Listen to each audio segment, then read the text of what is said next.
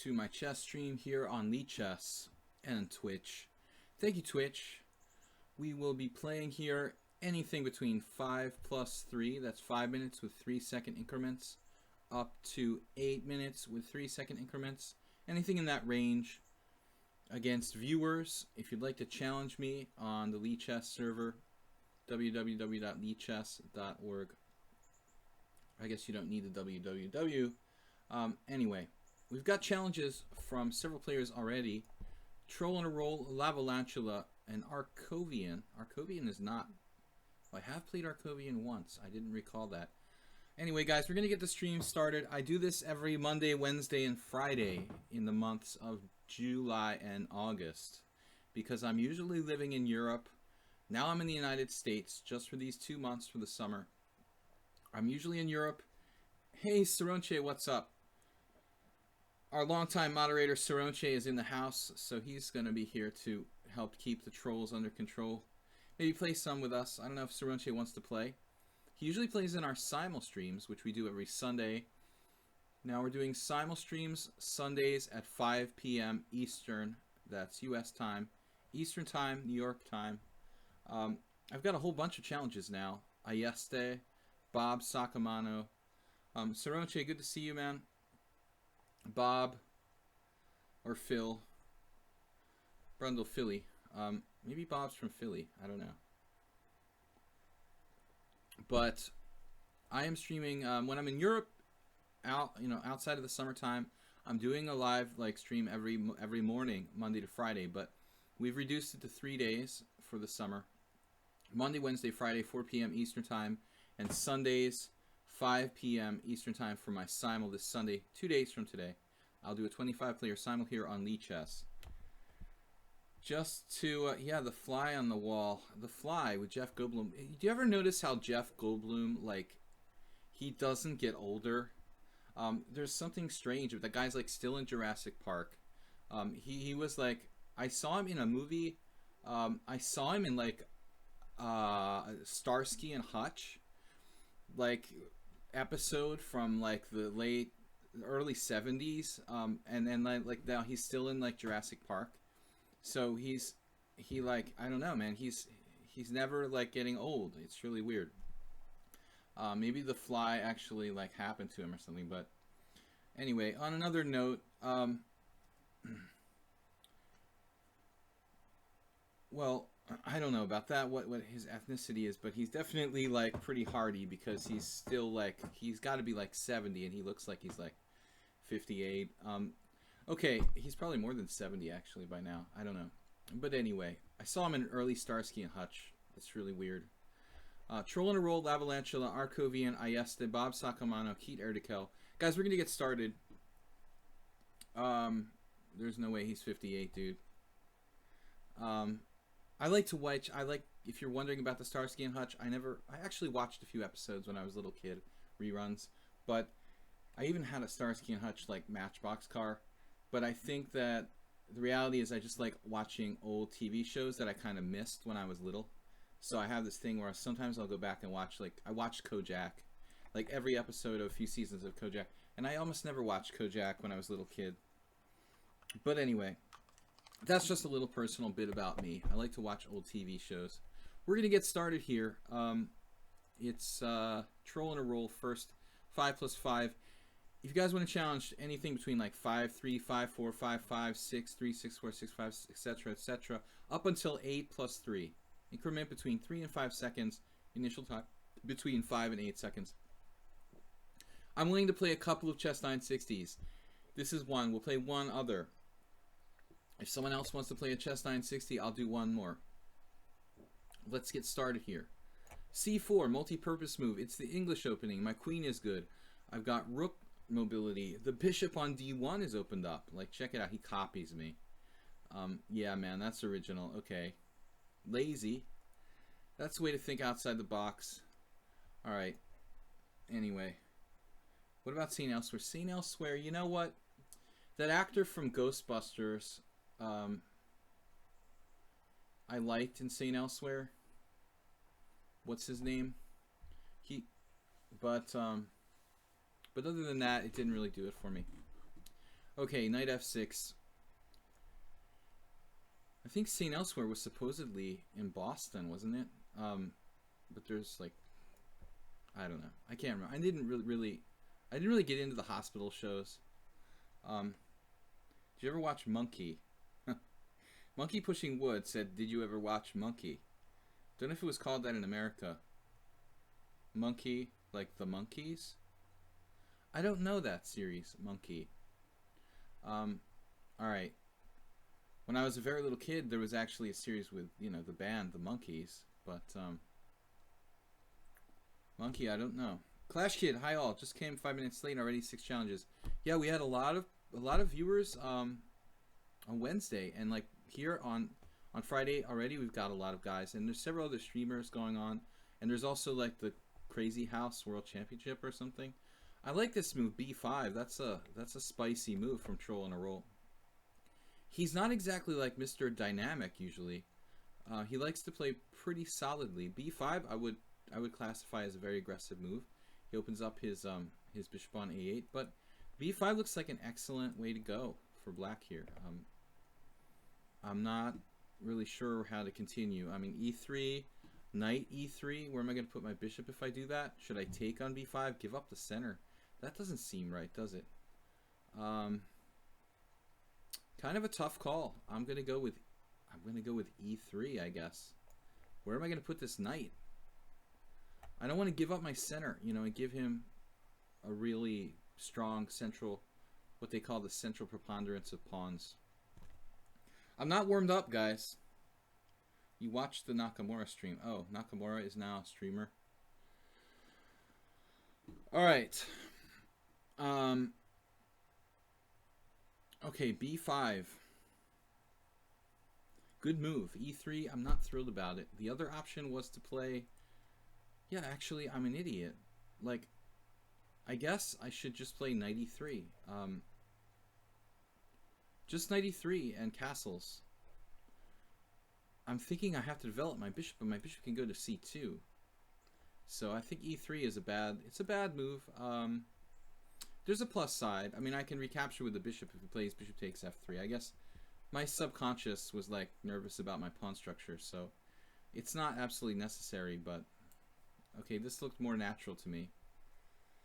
McGregor and Merriweather streaming at the moment. Really? What is it? Like a daytime fight? That seems... I guess they have to do that for like international viewership. Okay. So, thank you for the B file. I much appreciate. That gives us a little hope. Although I do have some weaknesses in my position, like the D3 square. He could play bishop E4. He did do it. I don't think that it's necessarily a problem for me. The bishop's kind of a long-range piece, you know, and you're sticking it in my face there, but that could come back to haunt you, Troll. I'm going to gain a tempo on that bishop, hopefully. Hopefully. Maybe not. This also allows me to play D3. So I think bishop E4 was a bit of a shot in the dark. You have the audio on max, but it's super quiet. Chess Quack. I have had other people actually complain about that lately, but it's been very inconsistent. Can you guys give me a general consensus on the sound volume? I appreciate the input. Knight G3. I guess D3 was off the agenda there after bishop A5. Chess Quack, he's usually pretty reliable. Okay, you know what? I haven't had a lot of complaints about the sound, but there have been one or two people that mentioned it every stream. And usually everybody was like, no, it's okay for me. I am using a different version of OBS than I was used to.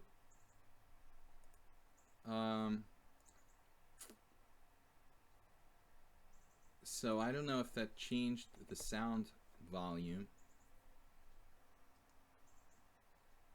Knight e6. I like white squared bishops. I'm partial to them. And this one is no exception.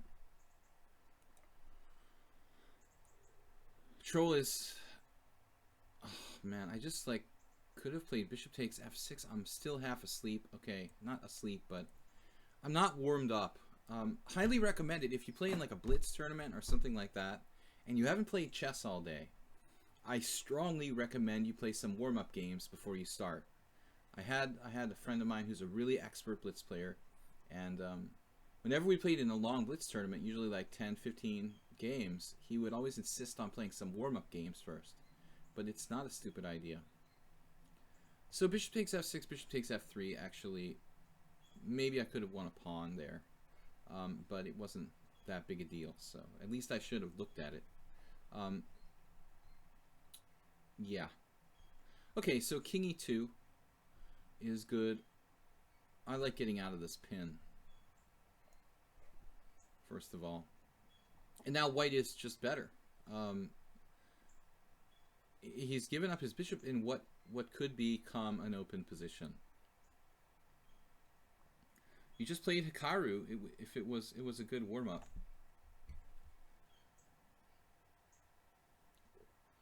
Clash Kid says volume is normal like in every other stream.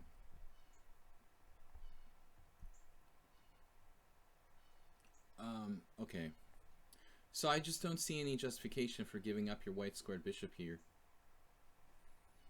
Finally, my bishop made it out, and my king even has a good place to go. E3. E3 looks like a brilliancy now. You know, that's why I played E3. Not sure about other moves, but I need to connect all my pieces. But black's got just no compensation. Look at the white squares. D5, B7, D5, B5. This diagonal. I'm having trouble. I swear to you guys, I'm going to buy a new mouse like in the next 2 weeks. But in the meantime, just imagine the diagonal C2, H7. We've got doubling rooks. Troll made a lazy move, knight e6. I don't like bishop e4 in the first place. Putting your pieces, you know, up close range with the bishop or rook is generally not a good idea. But is he lost? Probably not. Black needs to defend really well here. Even then, it's going to be unpleasant pressure all the way. Calidus said, oh my, I actually caught you online. Good to see you, Calidus. Brundle says, whenever my girlfriend sees me watching the stream, she asks me to find out more about you. Alright, man, I would be careful about that. But, you know, I could be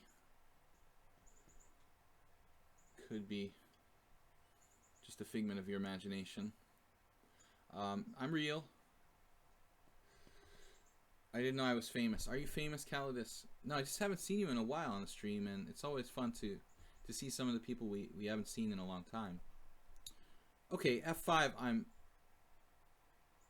I mean, okay, you know, I'm not scared. What's he gonna do to me? G5, G4. Look at that bishop on A1. That could easily be forgotten, but I played rook b1. It's kind of an automatic move.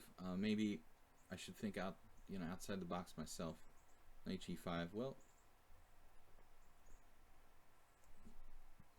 I mean, okay, I'm gonna take, and we're just dominating here. I mean, we don't have to do anything special. I've got rook b7, which is almost winning by force.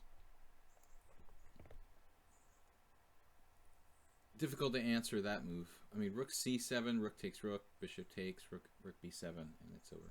Okay, Troll, not the best game. Troll, I thought came out of the opening better. If we just take a look at this weird chess 960, he came out of the opening after b5. Okay, this move, I thought black actually is better, but actually not, because of maybe knight e3. This would have been my best move, but for some reason I forgot that I can just castle. I'm used to playing normal chess. So I did this. It's a little slow. And then he played this move. This is okay. Although he doesn't have to do that. Maybe even BC isn't a great move.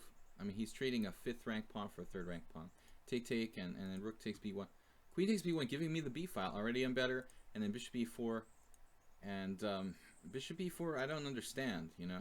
It's like rook b3, and I'm going to gain a tempo. And then I just took over. Okay, guys, lots of challenges today. Thank you, Troll on a Roll. Lavalantula, 6+3. I'm going to try to get to as many games as I can. One can also incriminate oneself rather easily using the internet. That is true, man. You can cultivate a juicy lawsuit.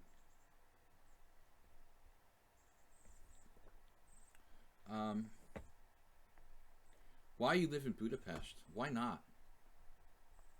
You know, a lot of people in the United States, it's such a big country, they'll like live in one state. They wouldn't even leave like their home state in their entire lives. I mean, as a professional chess player, you know, when I reached a certain level, I started to play in international tournaments, so it became kind of logical that I would travel outside the States. And once you travel outside the United States, you realize there's a whole world out there that's very interesting, and you may become, you know, really fond of certain places. I mean, Budapest is a really fun, interesting place. Also, a lot of chess there historically, so it kind of made sense for me. Okay, so knight f3, knight f6, c4, e6, d4. I don't know why I chose this opening. I play a lot of different stuff. I've been playing a lot of flank stuff like knight f3 and c4, but I decided to go d4 here because I don't play enough d4s. Bishop e4 check, and then what are we going to do? My repertoire is pretty limited here. I think I pretty much have to play bishop d2. Black is playing the Bogo Indian defense, and this is its main line, queen e7. It's a very, very solid opening for black.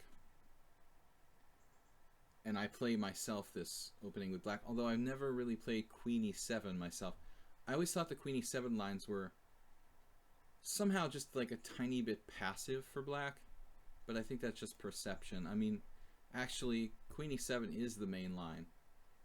I messed up though. Usually I play bishop g2 a move later. I've been playing, not messed up, but I actually have been playing this move, knight c3, more often than bishop g2 in recent history.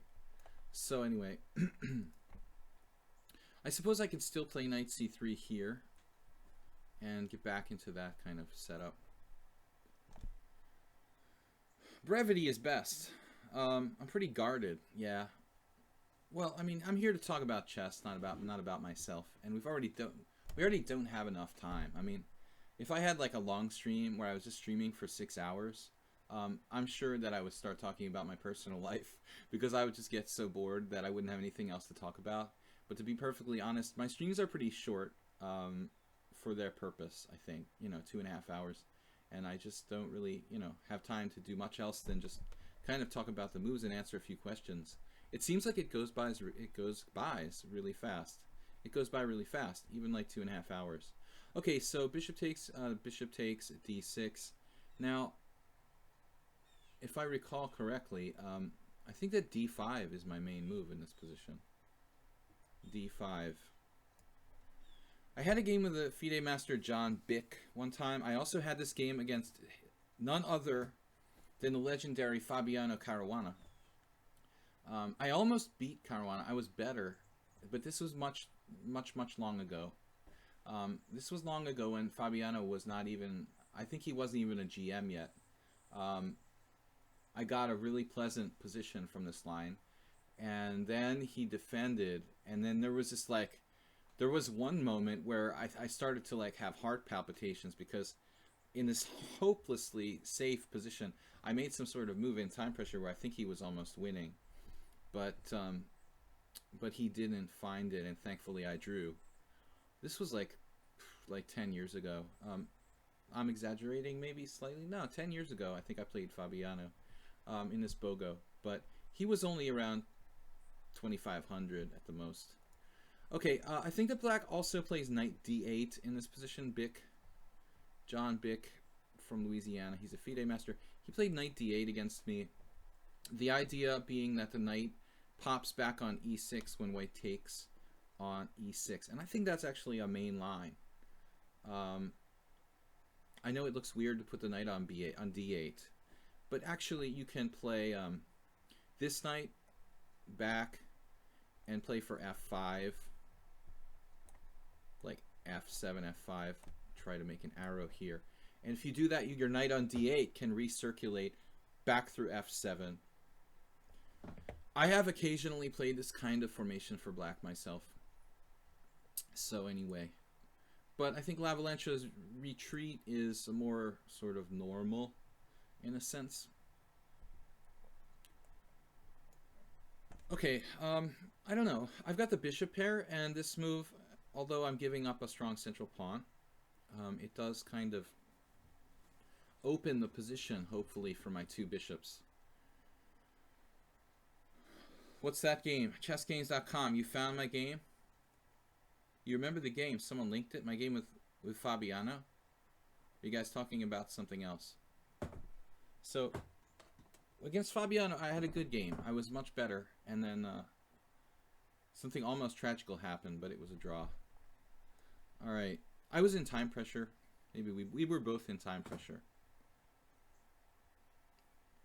So, but at that point, I had no idea that... I really didn't think that Caruana would become a world-class player. I mean, I thought, okay, he's going to become a GM. But I didn't really see the talent, you know, with Caruana that was apparent with, you know, say someone like Carlsen. I mean, it wasn't really obvious to everyone that Fabiano would be a strong player, yes, but a top 10 player, it wasn't obvious. Okay, now knight back to c6. All right, well, what are we going to do here?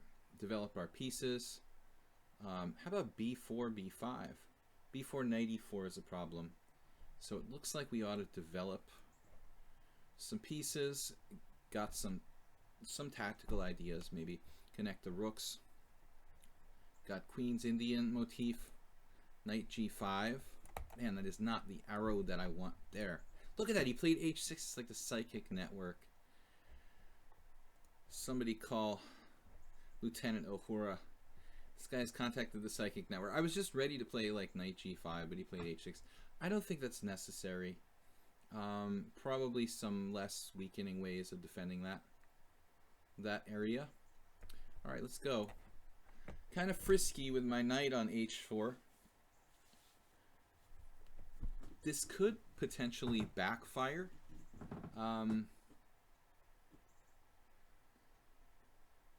Yeah, could backfire. I could be gone a little too far, but I had a game the other day against Soltigo where I had the same kind of structure on the king side as I have here, and I thought, well, how do you feel about end games?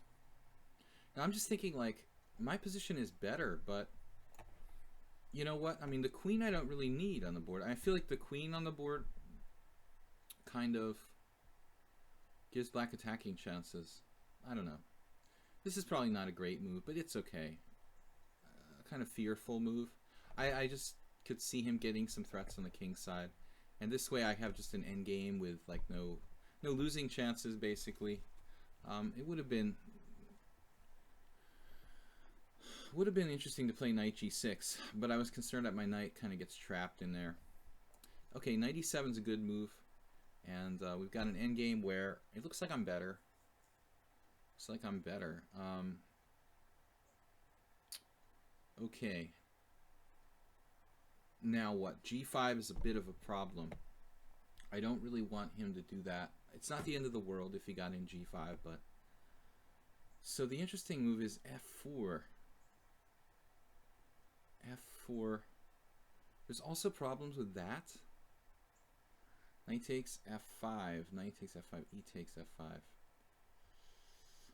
Unfortunately, yeah, this is kind of irritating. I mean, f4, knight f5. Takes, and he's got a really good grip on e4. So we have a bit of an issue in this position. I think maybe the thing to do is let him play g5 and just retreat, but give my bishop a retreat square. g5, knight f3, knight e4, bishop b2, kind of regroup. I'm going to regroup and hope that my bishop pair is enough to maintain some kind of long-term advantage. I didn't play this that well. Queen f7 was kind of a weird move. Queen g6, I mean, and maybe knight h4 in the first place was kind of too direct.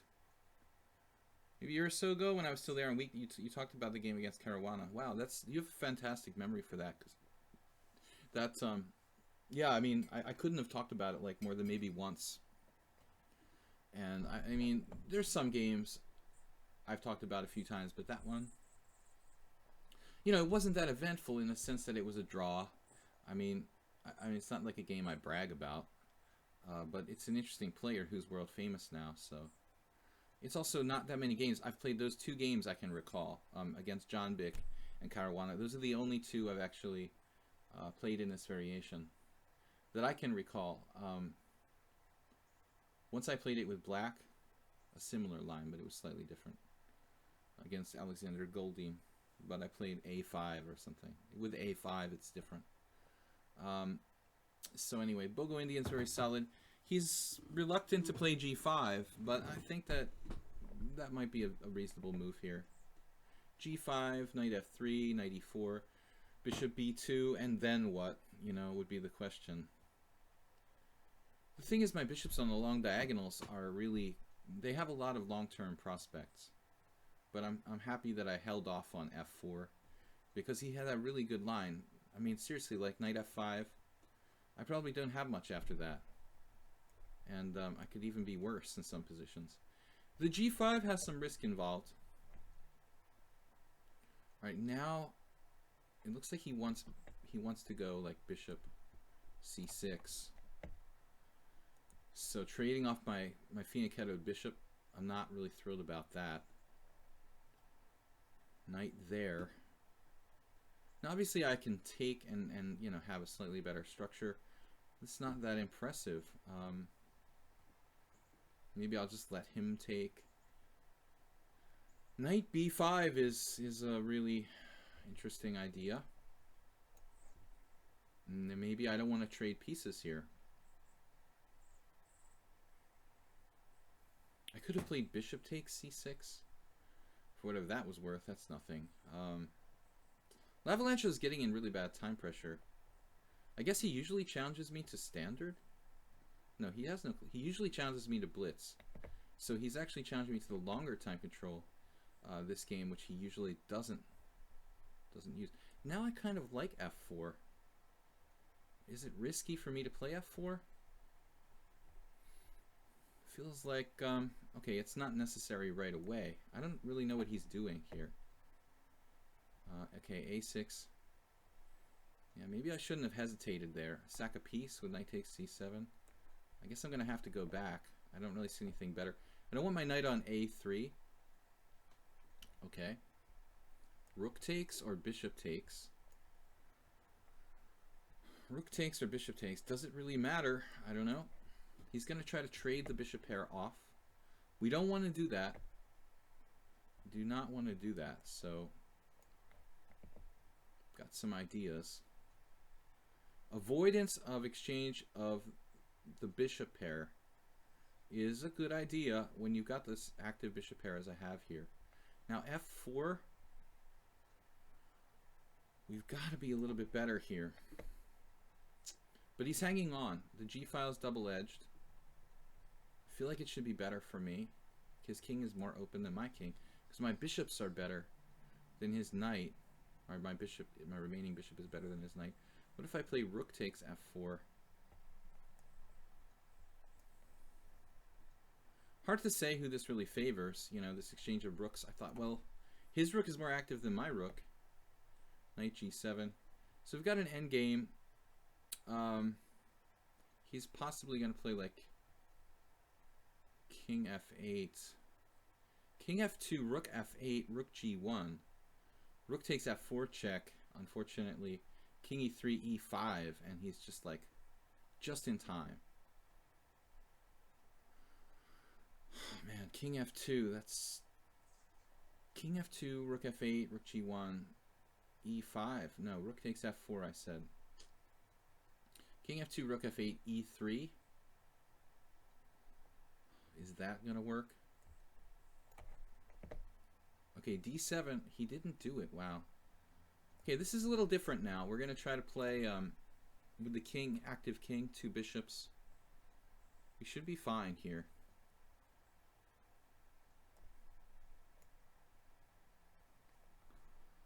We should be fine. At least slightly better. Maybe not more than slightly. But it's an interesting endgame. Nonetheless, I'm not sure if I should really trade this off or not. Okay. King centralization. Okay, what I don't want to do is like trade bishops. I said that already. I wonder if my king is better on g3, somewhere like that.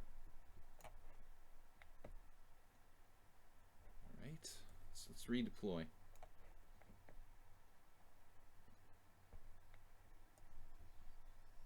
He is fast.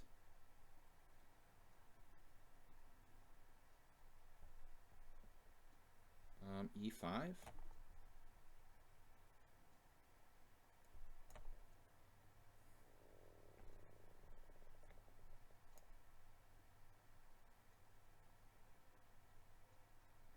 Man, he has that move.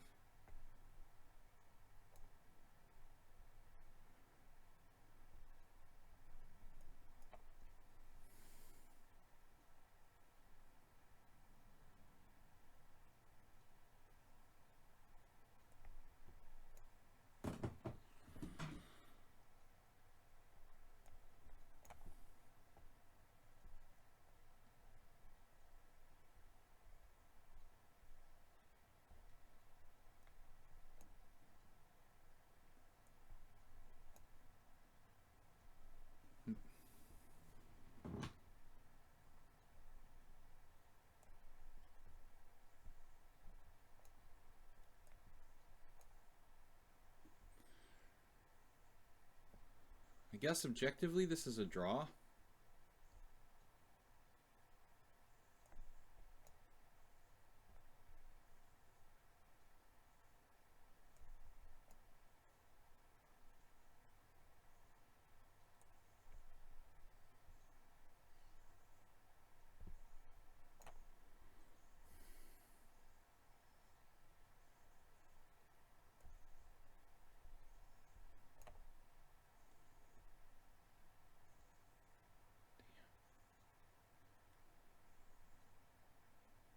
He's got a tactical trick. I just hung a piece. Alright. Damn, dude. Alright, hung a piece. Good game. Good game. Alright. Too fast for me, man. Too fast today. We were slightly better, but I was never winning. That was a good game. I lost here, just dropped a piece, but it's a draw. This is a draw. I cannot win this position. So I was going to lose on time, and I just, wow. Impressive game, dude. I don't think I was ever quite winning. We were better like the whole game, but dropped a piece on the last move. 2 seconds left. This was a really good, nice move.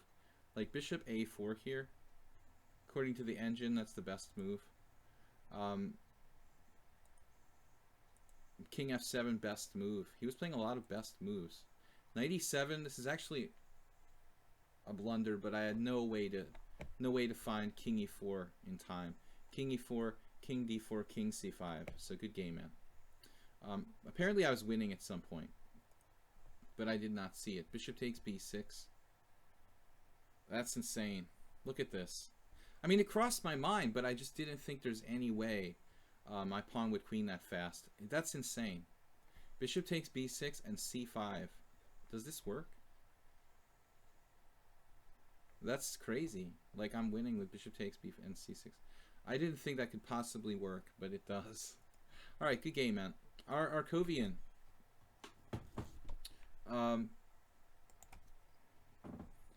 Hi from Hawaii. I moved here and haven't seen you streaming in a long time.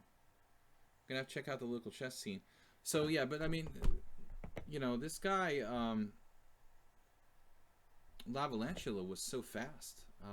This is my second game in 2 days. I'm just like still really moving like a, I don't know, 300-ton dinosaur here. I need to speed it up a little bit, but I was too slow to play that ending. All right. I also need a new mouse. I have excuses for everything. Arkovian is, I think it said Armenia, which is cool. We haven't had a lot of opponents from Armenia, which is a country with such great, you know, chess history. Here he's playing bishop g5. He knows some opening theory.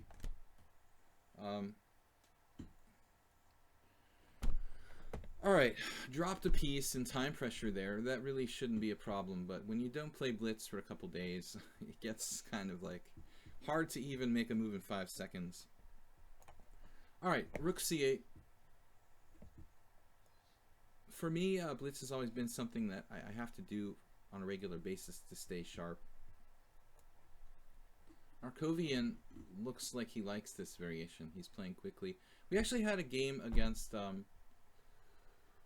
one of our semi-regular players, Fran Coma, here. He played the same line. Actually, we had 2 games recently in this line. I mean, I'm going to start investigating alternatives, like e5 here. I think that e5 is a line, but I've always played this, or sorry, a6. Sanalitza, hello. Yo, welcome everybody. International Master William Paschall. We're playing some blitz and classical chess here against viewers. Lost on time. Actually, no, I didn't lose on time, but I did hang a piece against our last opponent in the end game. It should have been a draw. He defended really well. I missed really difficult win to see there. It's funny, this guy's playing the exact same game I played the other day against Fran Coma. See how far he repeats it move for move. There was another player who copied it as well.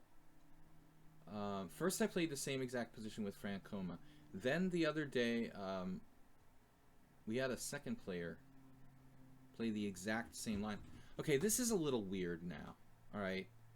This is getting a little weird. I mean, this move doesn't exist in theory, and this is the 3rd player who played it against me. So is Arkovian like somebody else who has another account? Because this has not been played in a tournament, yet this guy is playing this move using no time, which was played against me by Fran Coma, then played against me by another player after that. You know, so it's a little weird. Now, who was it that played it the other day? Knight takes e4 is possible there. We were even talking about this. So is this somebody who has multiple accounts? There's like 0 chance this is a coincidence that this player is playing that exact same game as Fran Coma and the other guy using 20 seconds on the clock. I mean, 0 chance. And it's not a computer. The computer wouldn't play knight d5. There's no way that move is being repeated by accident. 3 games in the last week I've had the exact same position. Maybe Fran Coma has a multiple account or something. Knight takes e4 is interesting, and maybe I should play that. So now I'm like an expert on this position. Last time we played e5. We played bishop f5 against Fran Coma. E5. Who was this against, guys? Was anybody here? Maybe he watched the game and decided to give it a try? It's possible. Possible. It's not a player that's been around on the stream, though. He hasn't challenged me. I mean, I would think if he was watching the stream, he would have challenged me those days as well. But just too weird, you know, to play this like 3 times in a row. But who was the second one? Just the other day, guys. Somebody now here must have remembered who that was that I played this with. I played this move, e5. This is my second e5. Jeroen was here, I think. Or maybe it was Plucro. I don't remember. One of the moderators was here. Exact same thing. I took back with a pawn. Arkovian's he's used 30 seconds so far. Did I lose the game? I played F takes E. I think Plucro was here, not Jeroen. Maybe they were both here, but Plucro was talking about maybe taking with the bishop here.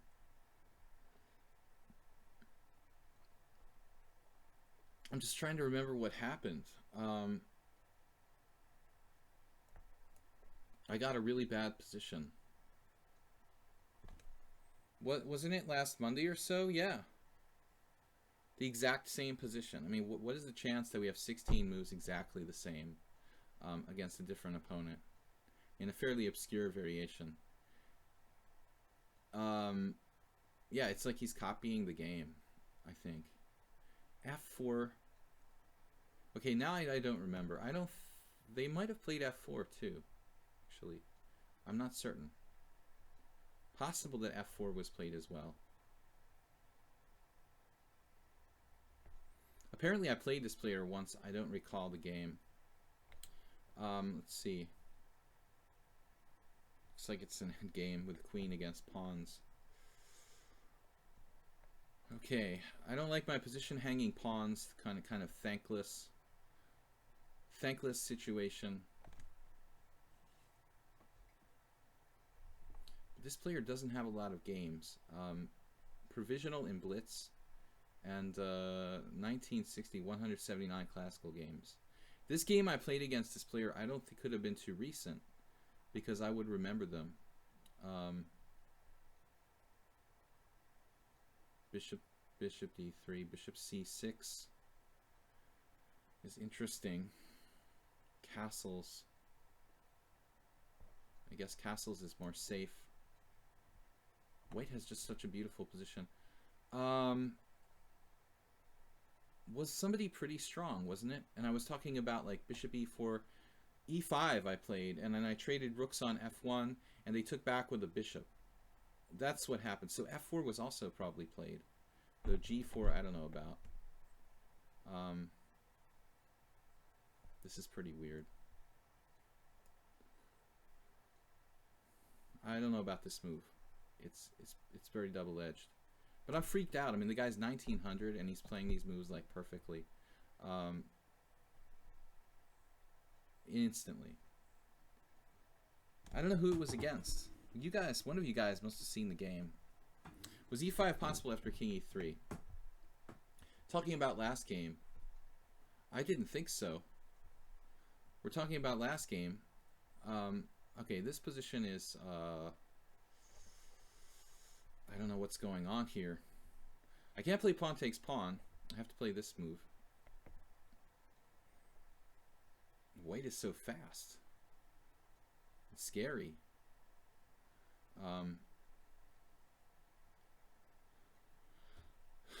If I played pawn takes pawn back there, he's got bishop takes h7 check, which doesn't look good for me. I mean, this whole opening doesn't look good for me. Although now we might be okay. Take it back. Famous last words. Maybe Arkovian just plays too fast, but it seems like it would have been... Alright, I mean, he couldn't play rook g1 without having to worry about bishop f3. Not to say that's not possible, even. I mean, who knows? But, like, bishop h6 or something. He's playing a bit too fast, really. As if it were like a... White's playing like it's a 3-0 game or something. So bishop f5. I'm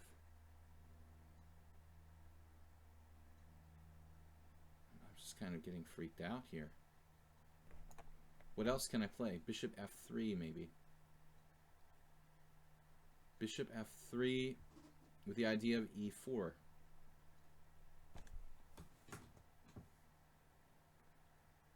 He's just giving me no time to think. Bishop f5, bishop h6.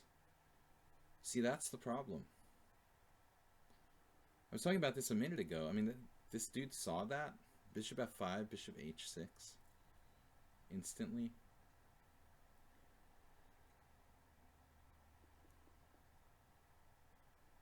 It looks like I have to be able to meet bishop h6 with rook f7.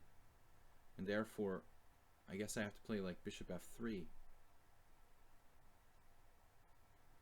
Scary. I mean, this guy is scaring me. I mean, he's used 2 minutes in a very complex position. Sacrificed a pawn. But he has bishop f5, bishop h6 with a really strong attack.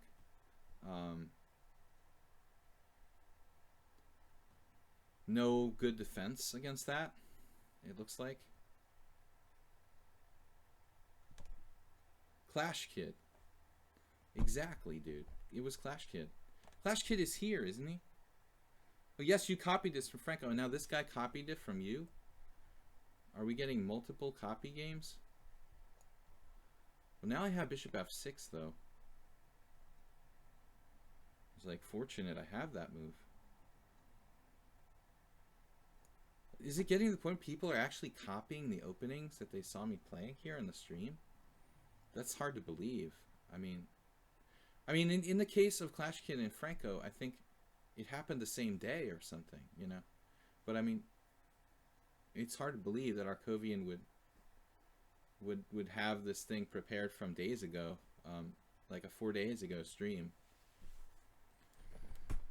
All right. Relentless, man. He's just a relentlessly attacking me here. But we're up a pawn now. The problem is the time. I'm just constantly in time pressure. So sick of being in time pressure. Okay. I don't know. Again, know nothing about this player other than I played 1 game with them.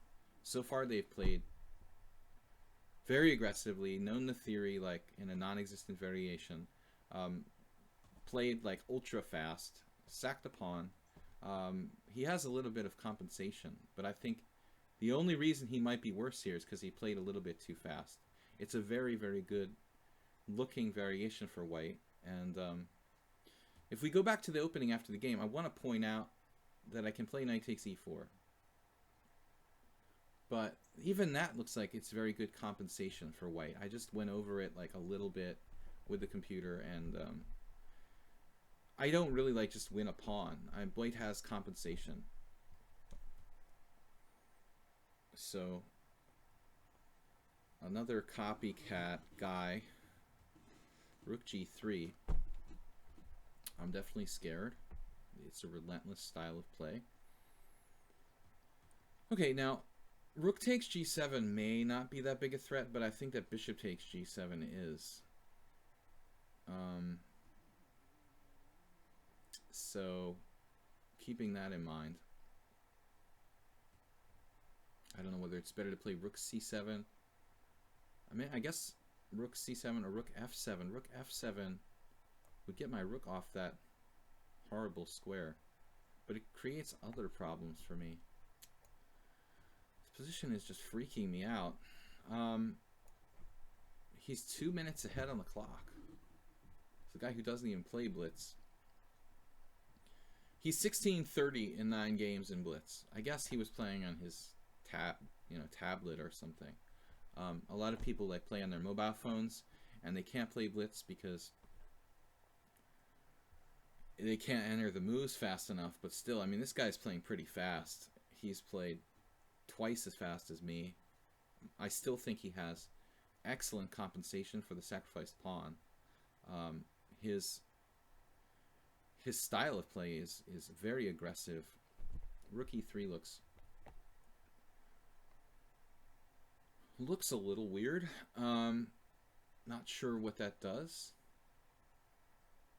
Keeps my pawn immobilized. I mean, I'm pretty much tired of this pin, though, I will say. We're going to run into other problems, are we? We're going to run into other problems. I mean, I almost want to like play e4 and just like simplify the situation because it's getting on my nerves. Rook e8 maybe, with the idea of e4. I don't like the rook on f8. This move is in itself a bit strange, though. My rook is unprotected. We can swing the other rook maybe to e7. Just pile up behind our passed pawn. I really want to trade pieces. I'm up a pawn here, and I want to trade pieces. Of course I'm on defense. I'm like up a pawn, but I'm constantly defending stuff. He's attacking me on g7. He's attacking me on h7. He's attacking me on e5. I have never attacked anything in the entire game. You know, I just literally have been like defending myself against threats from this guy throughout like the first 25 moves. Now he played rook e1. That feels kind of passive, doesn't it? I can play e4. No particular threat, but passed pawns must be pushed. Maybe e3 even. Am I pushing this pawn too far?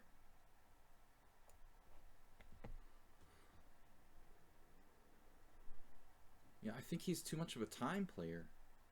It's like he's making second-rate moves just to move fast. That's the feeling I'm getting here.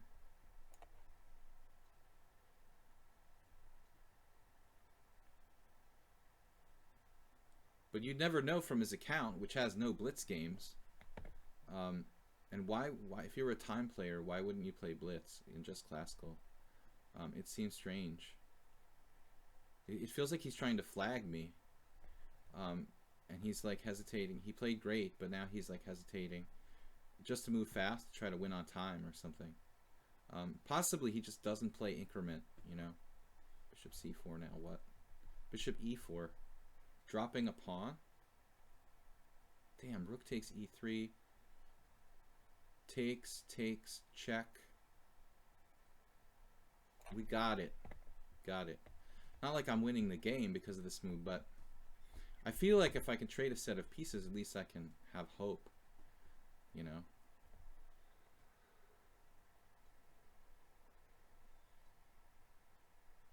I'm not sure that was the right move. I'm not really sure about too much of anything here in my old age. I am sure that white's played too fast. About the only thing I've been sure of here. He had tremendous chances, but he's apparently playing for time.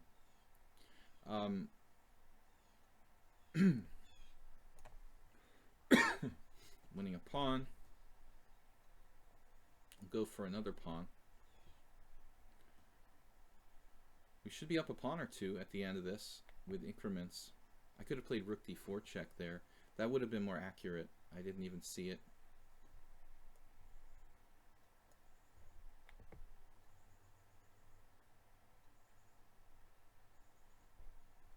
So, I mean, Arkovian, obviously a very talented player who just simply played too fast. I thought he was just better. He's following this, once again, following the game. He resigned here, so why play so fast? That's the only question. He's got a great opening, but what I don't understand is this variation Clash Kid followed Franco, and it's all theory up until here. This is the book position, but no one's ever played this move knight d5. This is Franco's novelty. Computer says f3 or bishop e2. These are the moves that have been played by grandmasters in actual games. Vukovic Dreyev, 2004, he played one of those moves. Dutreyev, who's a decent player, okay. Not a lot of games, only 3. But so this knight d5, now, how does this player come up with this move, you know? I mean, it's not the first move you think of because it's dropping a pawn, you know? Clash Kid copied Franco. Maybe Franco played it by accident, but could a third player have played this just randomly? I'm going to stop playing this move because it looks like white's just pleasantly better here. Maybe this is the only try, but here, knight b6. I mean, rook c7. And it looks like white has great compensation. Knight takes d7. King takes d7. And g4. This is what I looked at after my game with Clash Kid from a few days ago. And it's hard to really evaluate. I think that I'm down a pawn. But white has a lot of play with the bishop pair. So objectively, it's probably, according to the engine, like equal. I would have to agree, but it's not like an equal. It's like a very imbalanced, sort of frightening, like dynamic, sort of equal situation. That might be the best. So anyway, we played knight takes d5, and this position, according to the engine, is my best to take with the pawn. I don't know that the other guy played f4. Clash Kid, did you play f4 as well? Bishop e7, bishop d3, castles, then g4, e5. I guess it was a decent game, but he sacked the pawn here. It was not clear if white has enough compensation for this pawn. Have we discovered a new variation? It's just not that commonly played of a variation. Both sides have a lot of options. So as you see, like only 3 games master practice have reached that position that we had, where this new move knight d5 is played. I didn't check in ChessBase. If you have a ChessBase or online database, you might find a couple more games where non-masters have reached that position. Okay, welcome everyone to my stream. I just want to thank everyone for joining me. We play Blitz Classical Chess here against viewers. We lost one on time to Lavalantula. We barely beat this last opponent in a scary opening. I think we played 1 game before that against Troll on a Roll in Chess 960, but basically we're playing viewers. It's a lot of fun. We try to learn something. Plukro is here. Plukro says Slaggy volume, please. I'm scared a Windows sound will wake up the whole neighborhood. So, sorry Plukro, I didn't mean to ignore you. You're actually a subscriber too. We are accepting subscribers, guys. We have the subscriber button, so please take advantage of that and help me to support the stream by subscribing.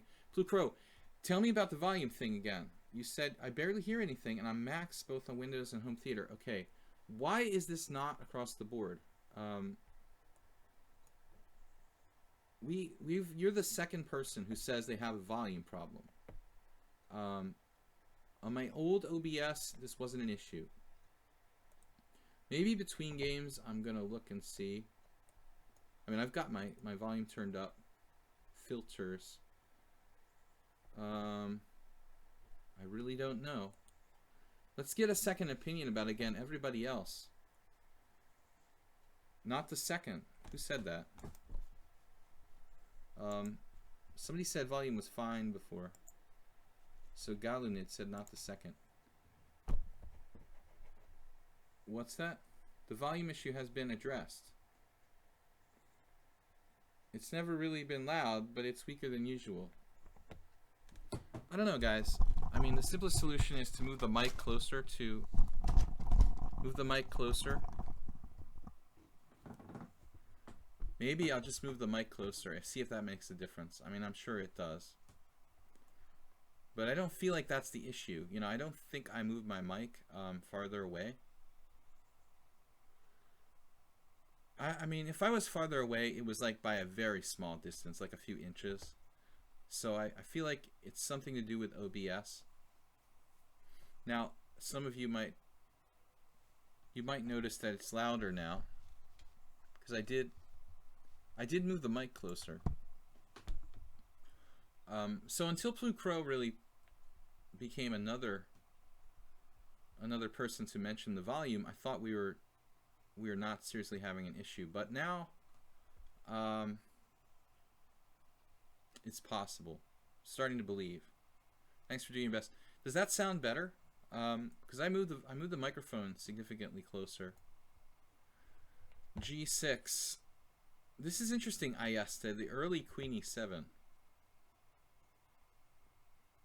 Hyper early Queen E7. That's a move I've seen after D6, but I've never seen it like without D6, which is interesting. Quite interesting. B3, bishop A3 would be a kind of weird idea. Another weird idea is like knight A3, knight C4. But I'm not overly psyched about that. And queen e7, I kind of like that. That's pretty cool. And now g6. So he's got something here. What about d4? Doesn't look legitimate. I really like this for black. Looks like a cool idea. He may have cooked this up himself. We're starting to get people like preparing for me. I'm getting too predictable. If you guys start preparing for me, that's what it means. So we probably have to mix up our openings a little bit. Then again, what's the point? Are we trying to win, or are we trying to like improve and get better? Still, I don't think it's good to be too predictable. I really like this queen e7 g6 idea.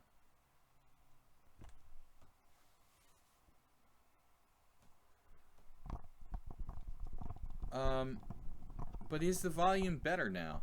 You know, nobody's said anything. How much better? Is it a lot louder? I just don't know what to do here. I'm not overly thrilled about this copycat queen move, followed by fianchetto. It seems like it takes the steam out of my setup. Like I want to play c3, d4, and e5 maybe. How about c3, bishop g7, d4? Facing off against my queen, you know, definitely seems to have some logic to it. I have to admit this is a really interesting idea. What about b3, bishop g7, bishop b2? He's got all sorts of ideas like knight h5. Gotta watch out for knight h5, knight f4 with my queen on e2. I don't have that ability, obviously. Maybe I just go with the four knights type approach here. Windows auto-regulating volume. Maybe slightly, but not much. Man, Windows auto-regulating.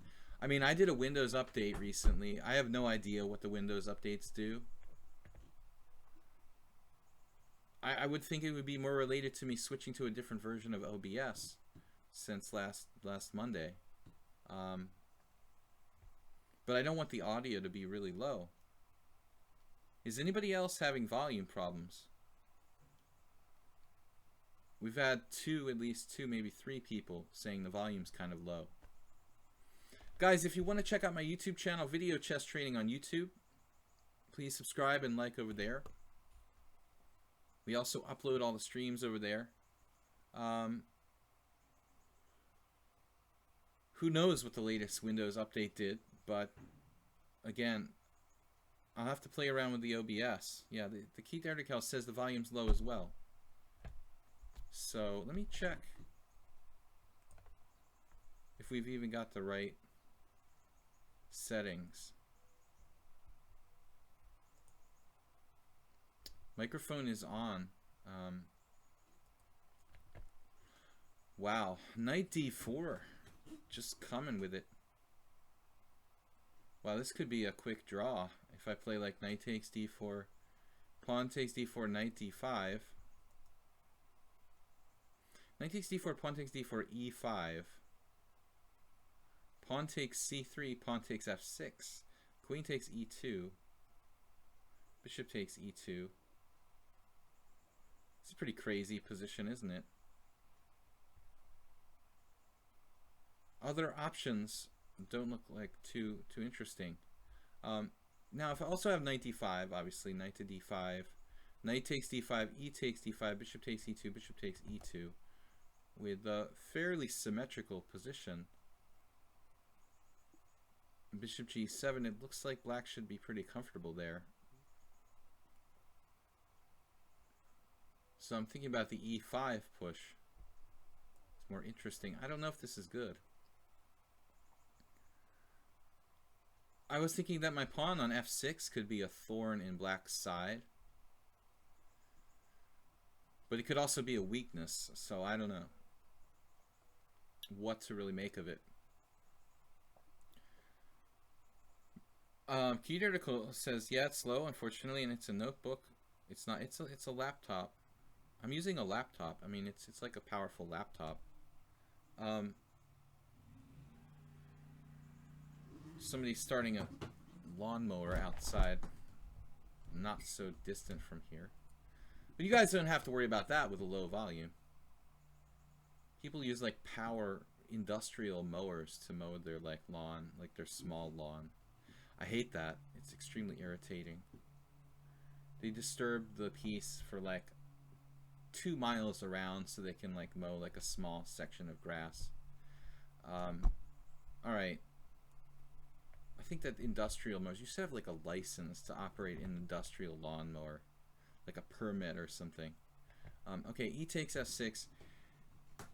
He can play queen e6, but I mean, then I play bishop c4. And I would force him to exchange anyway. Actually, no. Queen e6 just like loses a pawn. So, who knows? Maybe it doesn't. But queen e6 is kind of an abstract move. Queen takes e2, bishop takes e2. And then what?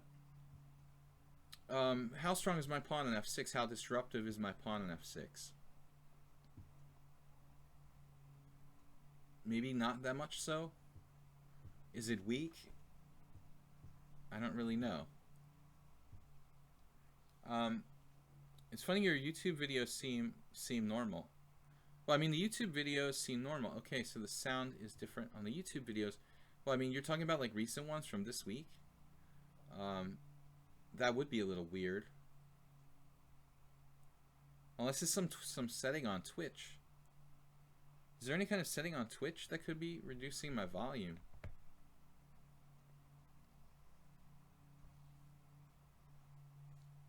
I don't know what there is to do here. Queen e7, what a great move though. For Ayeste. I had never covered that move. I actually did like some videos for chesslecture.com about queen e2 and stuff, but I never actually saw anyone play queen e7 straight away on move 4.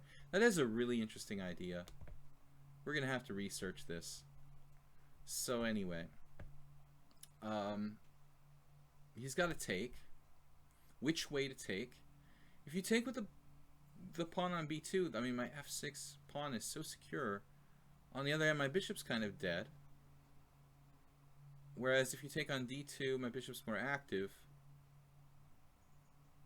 No, I'm glad I played this the way I did, because I feel like I've got something here. The pawn on f6 is very cramping. Could lead to an advantage. I guess they're running out of time. Not running out of time, but almost running out of time. Now, where is he going to go? He's going to hide his king somewhere? Rook e1. My rook's on d1 and e1. Rook e1, bishop e6.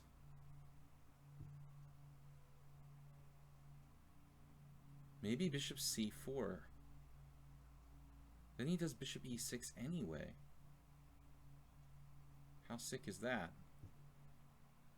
So it doesn't look like I have any kind of knockout blow here. Bishop f3, c6.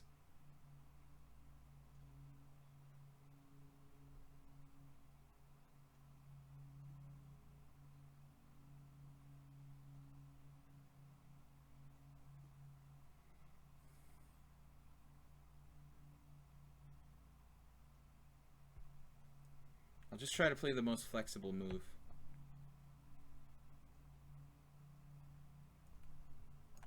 I really don't know what to do here. I'm going to try to restrict his center with c4, but I think that black's really come out of this alright. He's still a little restricted. His bishop on f8 can't move. I think that is definitely an issue. Got the c5 now. Whatever it's worth.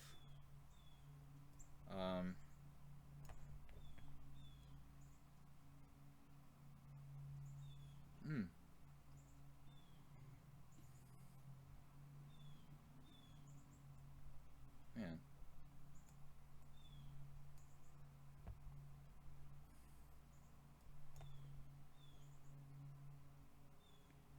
defending this so well.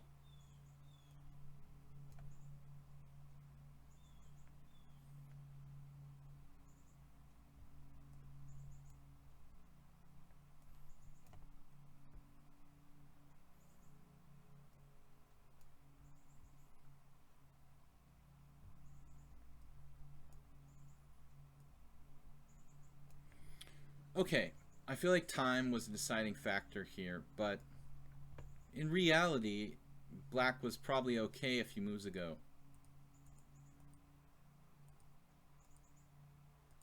Maybe I'm wrong.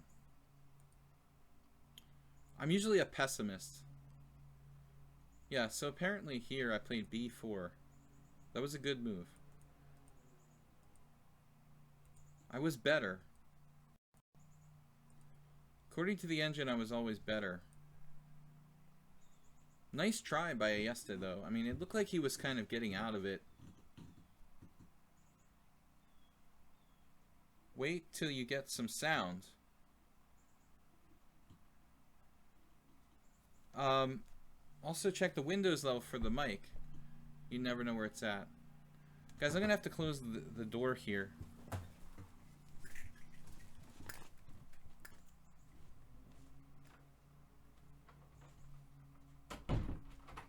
It's like industrial lawnmower every single day.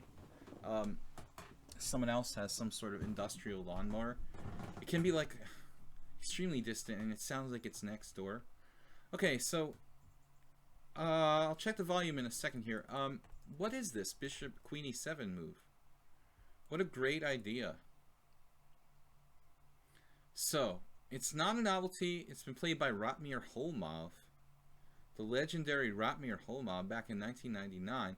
Now, I would get the feeling if it was played by Holmov in 99 that this move has an older history that we probably don't get here in the lichess opening explorer. I mean, if Holmov is playing this move in 99, you got a player whose career spans back to almost World War II. Probably this move was played before. I would say there's a real good chance if Ratmir played it in 1999, at the end of his career, near the end of his career, it's a move that has existed in theory previously. I castled, and now g6, and we've got even a recent game, Daniil Dubov against Fedoseev from 2014. No one's done this. Knight c3. I mean, I don't know. The thing that made me a little bit worrisome here, worried here, was like that my e4 pawn is not protected. c3, bishop g7, d4, e takes d4, and I guess this is the point. I have e5 here. So if he does take on d4, I have e5. That looks like a more natural way of playing. I decided to play knight c3. I was also concerned about stuff like knight h5, knight f4, as I was talking about, but objectively, I don't think he can play that right away. So it looks like c3 would be the best here. Then a6, bishop c4, or bishop a4. Bishop a4. Bit more natural. And now we've got some games like bishop g7, rook e1. That's a weird move to play in this kind of queen e2 variation. It's very strange to play rook e1. It appears to be the best move. Castles. So thank you, Ayesta, for playing something new and kind of interesting. Let me check out this settings thing. The OBS settings audio boost changed the setting from 1 to 2. All right. So we're going to go to settings, and we're going to go to audio, and we're going to go to mic.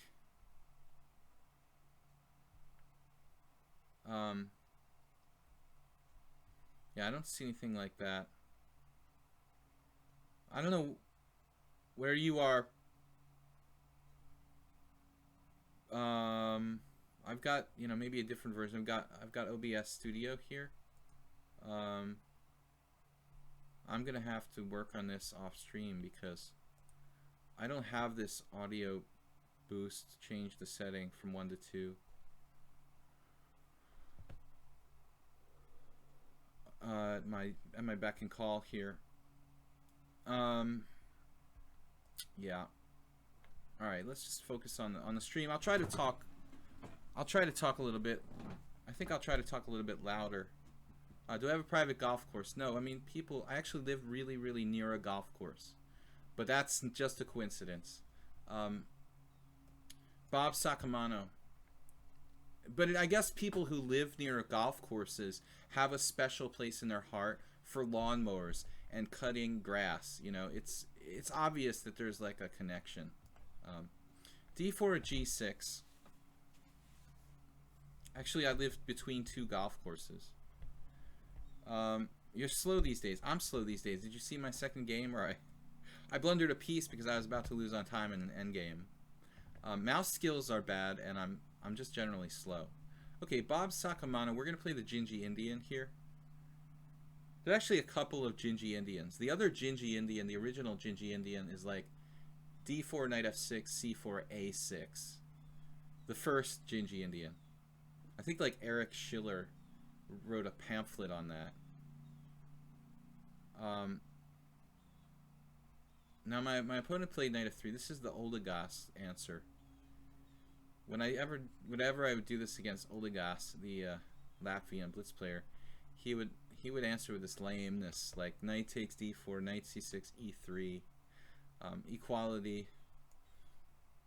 You can also play a reverse Rubinstein English with knight c2. Not too many people have the guts to do that, but it's actually not a bad way to play. Maybe the best move for white there is knight to c2, actually, allowing bishop takes c3 check. But Bob played like Oligas. Now knight f6. Come to think of it, Oligas doesn't allow this. He does something different. I lied. Oligas does something similar in another variation. It's a little different. Okay, anyway, so knight f6. Although Oligas would like this position for white, basically equal. You can flag someone in a opposite color bishop endgame with one pawn left on the board kind of thing. But no, seriously, this is lame for white, but still, it's not really worse. I think that white is not worse. He's given up his opening advantage, but he hasn't, drifted to the point where he's inferior to black. The Gingy Indian is actually, no, I mean, knight f3 is the Gingy, what? The Gingy Indian is where he goes d5. I play bishop takes c3. It's actually called, by other people, called the beefeater variation after the British Gin. I don't know who gave it that. It sounds like something David Norwood would do, because he was, playing the modern defense a lot, and Norwood was also fond of drinking a lot of cocktails at the board. So I remember one game at the World Open where he had like lined up, I don't know, at the Adams Mark Hotel in Philadelphia. Norwood was playing like the last round against one of the Polgar sisters or something. He had a whole bunch of like, Caribbean margarita type cocktail glasses lined up that he had drank during the game. That's the guy who I think, probably named the variation the beefeater variation. A British drinker fond of mixed alcoholic beverages. But B3 looks reasonable to me. We are, we could actually transpose to some kind of symmetrical English. I guess that's basically what this is. So here's one of those situations where we can play d5. I actually, I once had a similar game with white where I tried to draw against Alexander Vojkovic, my friend, by the way. But Alec, although we were friends, he didn't like to draw against me. He was too much higher rated, so he would always play for a win. I think in all our games he fought every time. But here's a situation where I could play d5 and I could equalize. But sometimes you don't want to equalize because equalizing allows too much simplification. So d6 keeping pieces on the board might be a better winning attempt. Another possibility for me is knight takes d4. I kind of like that, creating some imbalance in the pawn structure. Let's do it this way. Let's all drink some fire water, like David Norwood. That was awful. David Norwood. Norwood was a very good modern defense player. I mean, he's like, I'm talking about him like he's dead, but he's just not an active chess player as far as I know. He was a great grandmaster. He played the modern all the time. He also plays g3 with white. He would play like g3 and g6. So the Jinji Indian or beefeater variation fit his repertoire. Play g6, bishop g7, c5, take on c3 with the bishop if possible. I'm going to play d5. And now, what I've managed to do is create basically what is like a Tarrasch Queen's Gambit with colors reversed. But objectively, we have,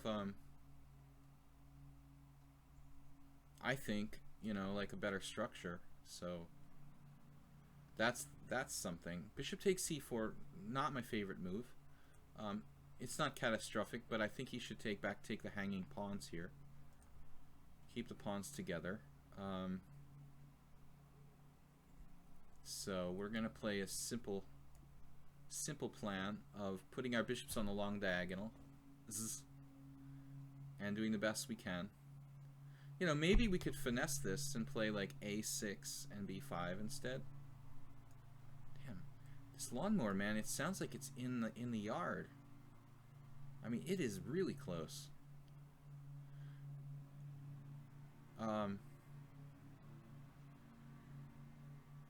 There's a house next to where I live that's basically, it's not abandoned, but the people like just leave it empty all year round. It was owned by one of their relatives, and they just don't live there, and they don't rent it out. They're really weird. They just leave it there, and it's basically left to rot. And so wonder if they're cutting the grass.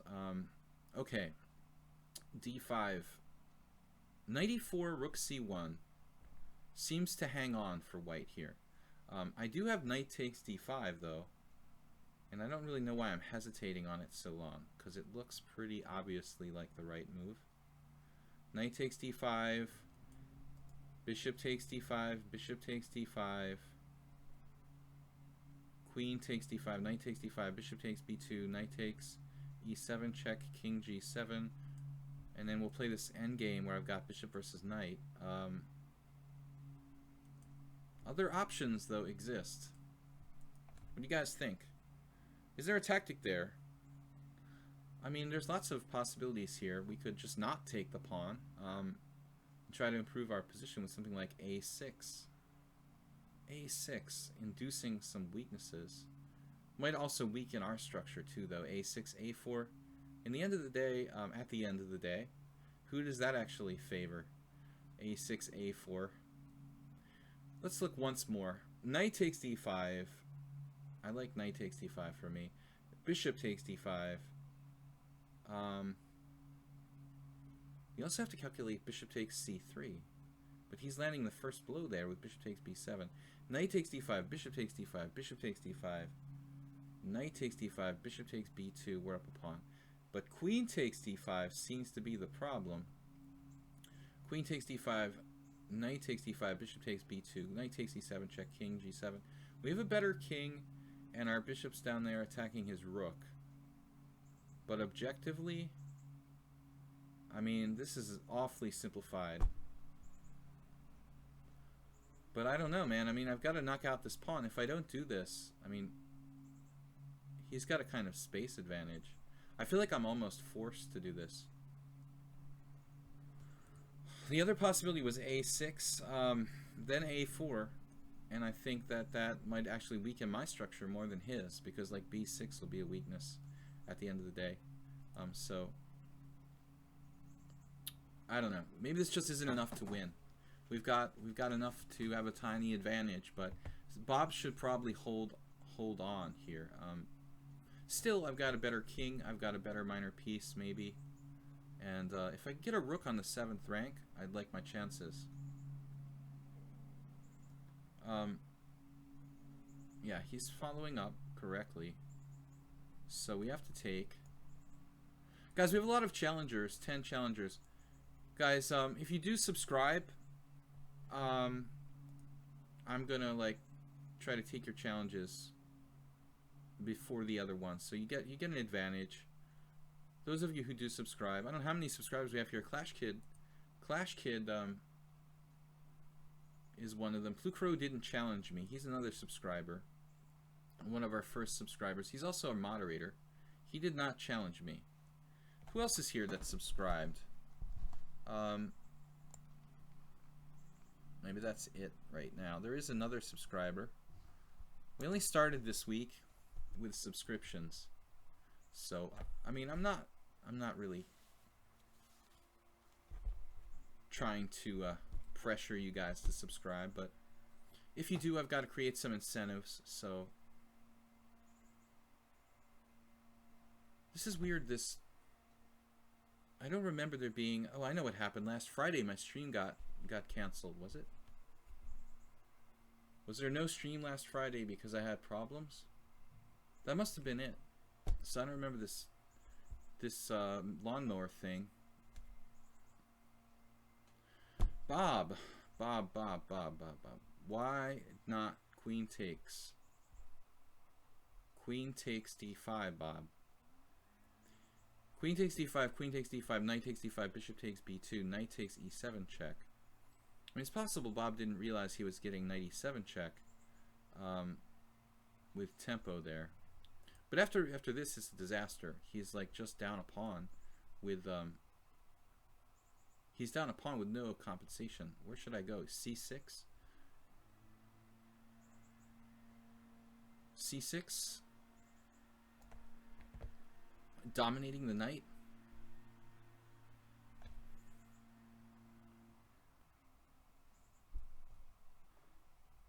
Yeah, last Friday no stream. That's why I didn't notice the lawnmower. Maybe I have to... It won't really matter. I can't really change the time. This is a good time for me. It's not that bad. You guys probably can't even hear it with my low mic audio. I will try to fix the audio problem. Not really sure what that's about. But I wasn't aware it was a serious problem till now. Okay, e6. We're just up a clear pawn. Poor Bob. I mean, he just had equality, basically. I mean, queen takes d5. If he had played that, it's so little advantage for me. Queen takes d5. I have to trade queens to get my piece back. And then he's on knight takes d5. He's on knight takes e7 check. He's getting in that ending forced, and probably not rook b1. Well, rook b1 gains a tempo, but he could go anywhere. Rook d1. I don't think that my bishop on b2 is all that great. I've got a very, very tiny edge, but it should be a draw. If I had more time, believe me, I would have played something else. No, Bob dropped a piece with queen takes d1. But we were lucky. You know, I think this game should be a draw. Oftentimes we make some sort of mistake and then we lose our confidence. Either way, he drops a piece now. One of his rooks is going to drop one of the minor pieces. So that's it. Unfortunate for Bob, because I think he had enough for a draw. But I don't really like this system for white. You know, I think it's... You're giving up your opening advantage right away. We can take a look just briefly at the first opening moves and show you guys what I was talking about. I mean, knight c2 is like the one move I almost never see. Actually, why am I doing that? We're just up a piece here. So it wouldn't be best to play bishop takes b1. Want to lose my material back, it would be a good idea. Okay, unfortunately for Bob there, he dropped material, but here this is the Gingy Indian. If white plays d5 here, I think it's probably white's best move. But the problem is, if you look at this position, the Gingy Indian, the thing is, like, Black's score is excellent. Like, look at the statistics here. Black is like a 50% score. Then if you look at the engine evaluation, it says that, you know, White has a huge advantage, like 0.7. And I was talking to one of my students about this. This is one of those things in chess. It's like a very complicated position that's hard for a human to, I think, really conceptualize. So my friends and I have been playing this position for over 20 years. I have a group of master friends.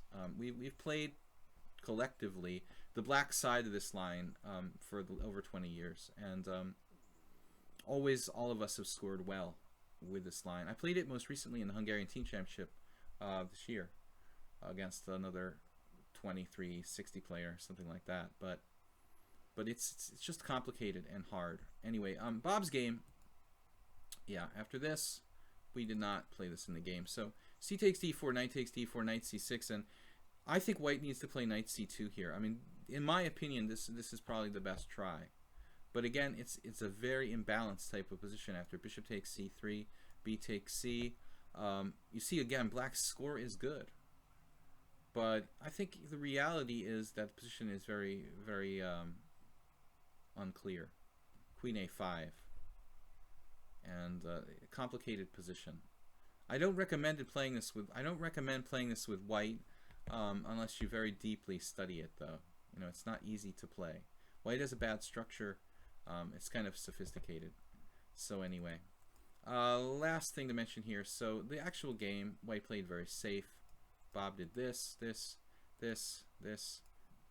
move. b3 is a little early there. So I get like an equal game. And then bishop b2, d takes c4. And honestly, I mean, I'm surprised. There's a game where a guy against Klaus Klunt played like bishop takes c4, but clearly b takes c4 is a better move here. You should keep the hanging pawns together here. Those pawns are better united. Better to play with the hanging pawns than an isolated pawn. In this position, you don't like the isolated pawn because your bishop on b2 is bad. Your bishop on b2 blocked. And, I mean, it's just a passive piece. This is not an optimal kind of isolated queen pawn position. So Klaus Klein played a6 here. He's a very senior German international master. But it looks like it was probably a good try. I played b6. So here we go. And then bishop b7. And I don't like d5, but it may not be that bad. And the computer wants to play knight e4. I was unconvinced by this move. I thought knight e4, rook c1, actually. I don't see the follow-up, like, exactly. I don't have to win the pawn, though. Maybe rook c8 or knight d6. So, I just tried to play this direct move. And it looks like queen takes d5 here. Bob. It's just a microscopic advantage for Black after queen takes d5. Knight takes d5. Bishop takes b2. Knight takes e7, check. It's all forced. King g7, and something like rook d1, because rook b1 is not a good square. I thought here, objectively, I could put my bishop on c5 probably. Pressure f2, try to get a rook on the 7th rank, but it should probably be a draw, though Black has a tiny edge. All right, guys. So, right, we'll be playing among some of the best in a blitz tournament, not some others. Okay, I mean, I know the only thing I saw in the chess world that's going on in the last week, I mean, I know that Zurich, there's a Grand Prix tournament, which is just finishing up. You get thrown off by keeping the stream on. Turn it off while you're playing. Okay, let's go on to play Keat Erdikel. Plucro is actually, we're going to go with, all right, we'll play Plucro, because he's a subscriber. We'll play Plucro first, then we'll continue here. Anyway, this is a Chess 960. If you guys subscribe, I'm going to give you the benefit of being first to play. So, we don't have too many subscribers so far, but we're going to work on it. It's Chess 960. Another reason I want to play this game. We allow 2 Chess 960 games per stream. This is number 2. I'm going to play g3. g4 is interesting. I'm going to play quietly here with g3. Good luck. Talking about Gary coming out of retirement, right? Okay, ow, oh. You know, yeah, these kind of things, I mean, coming out of retirement.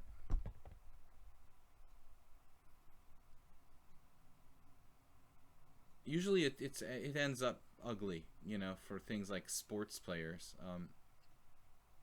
So many cases of like old boxers and baseball players who tried to come out of retirement as well. But okay, Kasparov is one of the maybe the greatest, one of the greatest chess players in history. So if anyone can come out of retirement after a long hiatus, he can. I don't know how serious he is about it. I mean, what does it mean coming out of retirement? Playing 1 or 2 tournaments? I mean, is he going to commit to this for like a period of years? Or is this like a 1 or 2 tournaments kind of thing? It kind of feels like it'll probably be a very short sort of like, you know, some billionaire talked him into playing a couple tournaments. And then there's always the answer of P. Nefedov, who says, who cares? You know, the universal answer. I agree, man. I mean, who cares? That's another good answer. If he's serious about it, I care a little bit. You know, if it's just another sort of promotional thing where he's just going to play like 1 tournament just to collect some money, yeah, then I kind of agree with who cares. He's not out of money. I mean, I don't know. It's weird. He was getting so political for a while. What happened to that? Is he mixing the two now? All right. So, c4. I have the feeling that Kasparov is really encouraged by this billionaire Sinkfeld, and yeah, I mean he's probably chasing money. I'm sure Kasparov loves money as much as the next guy. But I hope that it's like a really serious thing. How old is Kasparov anyway? Late 50s? Is he over 60? I don't think is he 60? I guess he is probably. I mean, he's getting older by the day, huh? D5 is a really aggressive move by black here, and I'm burning a lot of time. There's the possibility of playing c5. I'm not really in love with it. I'm thinking tactically, what could I do? Sack a pawn, maybe, for development. Very interesting concept. Interesting concept to sack a pawn for development, but I'm going to pass. Brundle Philly actually just subscribed. Awesome, man. Thank you for doing that. He's 54. Are you talking about Kasparov? Kasparov's only 54? Or are you talking about a boxer? Floyd Merriweather is 54. Okay. I was like, no, Kasparov is not 54. Who are we talking about? Are we talking about... I really don't know Floyd Merriweather's age. Okay. Okay, so Kasparov is only 54. That's amazing. His gray hair, to me, he's had gray hair for a long time, too. I mean, it makes him seem older. 54 is not that old. Okay, he retired. He retired at a stage when a lot of players just keep going, you know. So, quote unquote, retired. The whole thing about retirement, yeah, it's kind of like boxers. I mean, some people get gray hair very early, but you know, when you grew up watching Kasparov play these matches for the World Championship and he had like dark hair, it's weird to see him with like grayish white hair, you know. I mean, it has a very strong visual kind of effect when I see him like that. He's obviously aged, and what he does is a very stressful thing. Some people, they say their hair turns white overnight due to stress and other stuff, but Kasparov has definitely been lucky, but he's also had, I would say, a stressful life. You know, he's put a lot of pressure on himself. So, anyway, getting back on track with the conversation, Kasparov coming back to chess, we'll see. That would be my my comment. We'll see, you know. I've never really been into Kasparov's promotional things, like the Deep Blue match I thought was somewhat of a farce. Queen e6. Obviously, he played deep blue for the money. Blue Crow, you're not really developing your pieces too much. Queen e6 is an odd move. What about my king and queen? All right, this is getting a bit weird. Where to put my pieces here? You're developing the wrong piece, Blue Crow. I mean, your queen, really? Blocking your bishop on c8?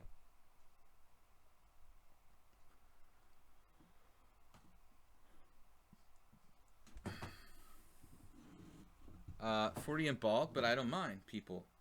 Yeah, well, yeah, there was recently a quote about something like bald people aren't good business managers. Somebody famous said that, but I thought that was stupid. Yes, it's temporary. All right. No, anyway, no, I mean, just the thing with Kasparov, he's constantly coming back, doing an exhibition, then he's retiring again, then he's, you know what I mean? I mean, it's kind of old now. It's getting a little old. Last year, the Sinkfield Blitz tournament, out of the blue, wow, Gary's playing, you know, so it's always got to, like, there's always got to be a big sensation. It's almost like an ego thing. There's got to be a big sensation when Kasparov plays. Otherwise, it wouldn't be interesting. Yeah, he's doing it for promotion. But who knows? You know, I mean, I have huge respect for him. He's maybe the greatest player of all time, arguably. And,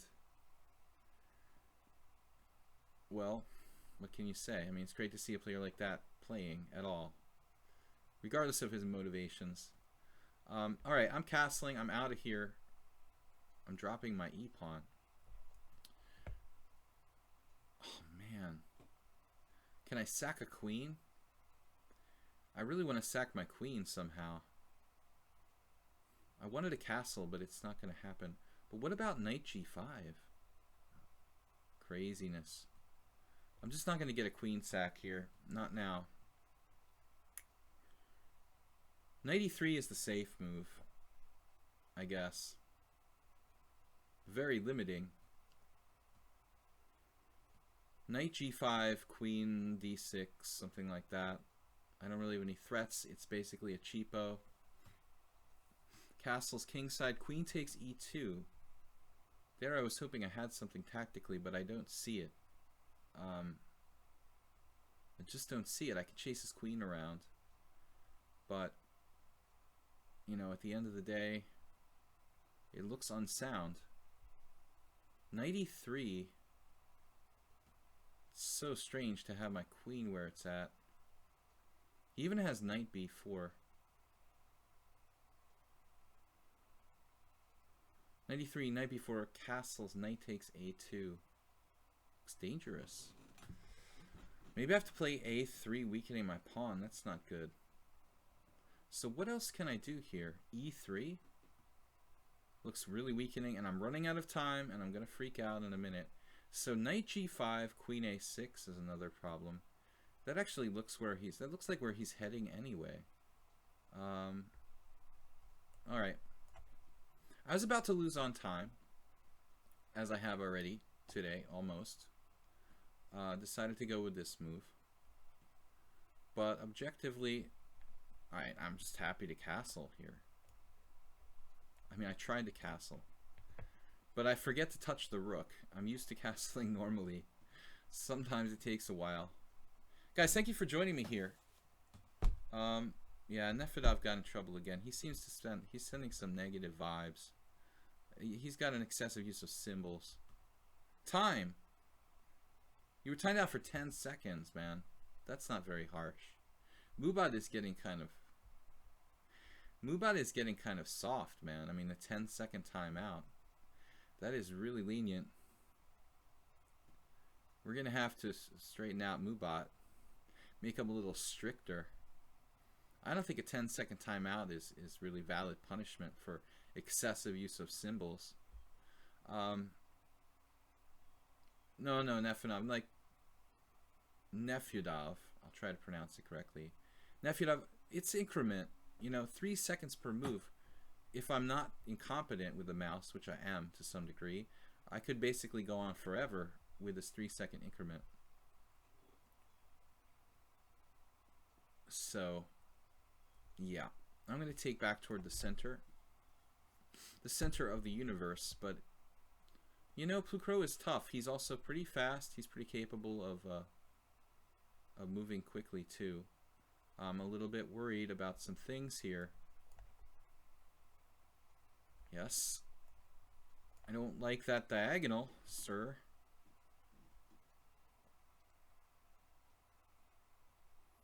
Clearance. Oh, he walked into that. The bishop e5.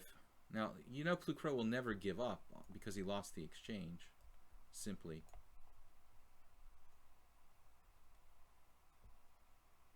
But we're going to take more than just an exchange here. We're out for blood. That's right. Another subscriber bites the dust.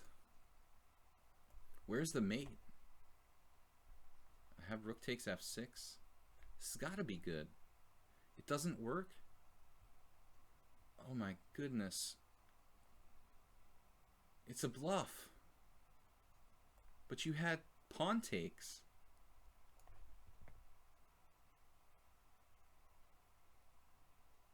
What am I doing?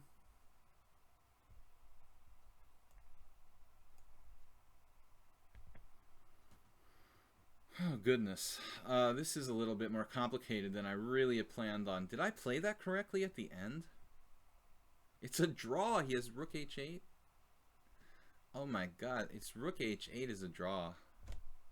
That's embarrassing. Wow, queen takes h7 was a terrible move. I'm winning with rook f1. I did not see it. Winning with rook f1, why? I'm just simply taking on f6. Brute force. Queen c4 was another winning move I didn't see. But this move is a failure. Rook h8. Okay, that was a strange game. If we don't have any more subscribers, I'm going to go on down the list here. Keith Erdekel. When dating, our partners... This sounds like the girlfriends asking questions. Alright. Alright. When dating, our partners impressed by your I am status. Yeah, I'll tell you, like in my history, I think like at the lower levels, you know, when I was just like a regular master, it wasn't as impressive. But the international title definitely goes a long way with the partner, the dating partner. International sounds a lot cooler than like national. Yeah, I think it makes a big difference. I decided to play the accelerated dragon here, but definitely my recommendation, if you start to go on dates, don't talk too much about chess. That would be my experiential recommendation. Not a good idea, you know, to obsessively talk about chess if you go on a date with a member of the opposite sex or whoever, or plant or whatever, you know, is, you know, let's be politically correct. If you go on a date with anyone, I just think that talking about chess too much can be hazardous to your chances for success. Okay, queen d2, d5 is the move. I mean, I think this equalizes. Once again, it can lead to sort of gross simplification. So if you want to transpose to the dragon, then go ahead, by all means, play d6. You know, it's totally okay. But if you want to equalize, d5 is the move here.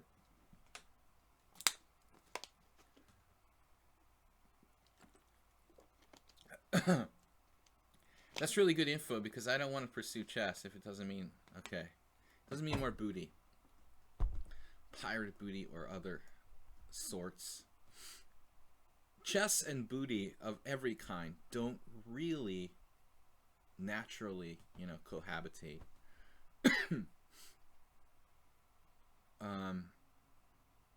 Yeah. So, well, Yeah, it's possible to take both ways here, as far as I recall. I don't know which one is better. Man, I guess we'll play this. It's a very strong knight on d5. It's a little like the normal lines of the dragon. If anybody here knows theory, in the normal dragon queen d2 lines, this is a typical structure, like bishop d4, e5, bishop c5, and then black has like a choice to sack the exchange or play rook e8. It's very similar to those lines, but it seems like it's just like a kind of slightly improved version for black. I didn't have to play d6, d5 in 2 moves. I mean, that's what happens in the normal dragon with queen d2. Black is actually sacrificing a tempo. He's playing d6 and then d5. Now, I'm obviously not into trading queens. You probably could play queen takes d5, and I think that black would still be at least equal. But I'm gonna keep the queens on to try to play for a win. And this looks very dangerous for white. It looks very dangerous on the long, you know, diagonals and the C file, the B file, for white. Look, risky business. Okay, let's think about it though. What's the best way to do this? Rather than just automatically playing like rook b8, queen c7 deserves some consideration. I have definitely seen that done.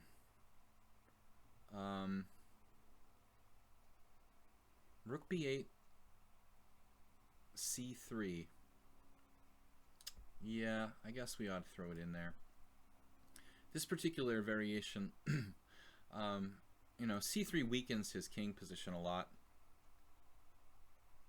Reading a book on chess openings, I said d4 really well. Okay, too much information. I cannot process it fast enough. So e5, keeping the pieces on board. Fire on board. Keet Erdekel. Alright. He's Hungarian. I mean, I don't know if he lives in Hungary, but he's definitely Hungarian. This is Hungarian word. D4 now. Another tempo, very strong pawn. B2 is weak. We've gained a lot of tempi here, and now queen b6 is going to force him to weaken his position.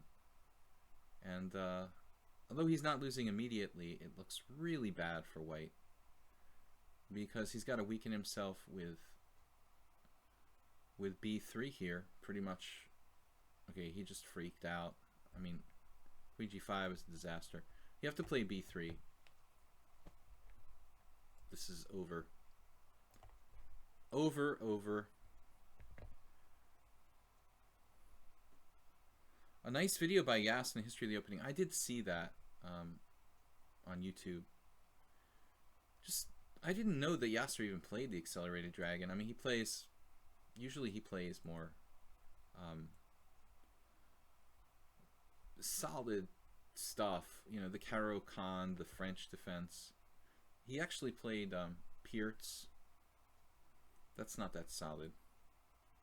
So we're just picking up a lot of material here. I'm not sure this is necessarily the best way to win this game, actually. But anyway, we're just collecting pawns. Maybe not the most efficient.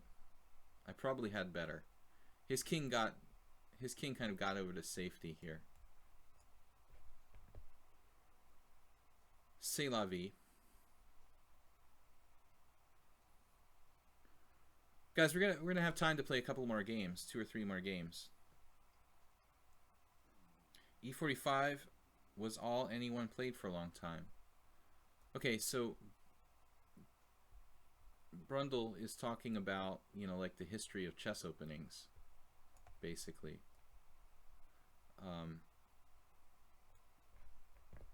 E45 is the classical approach. Actually, I was talking to one of my students today who got a book of Alexander Alekhine's collected games, 24 to 46, I think. And I thought Alekhine was interesting because he was a world champion, but he was a player who sort of bridged the gap between generations. And he you know, he played Botvinnik. He also played like Capablanca and much older players. But, you know, it's interesting how Alekhine, who started in the early 1900s, was an e4 player when he started out. But later on, he actually changed to d4.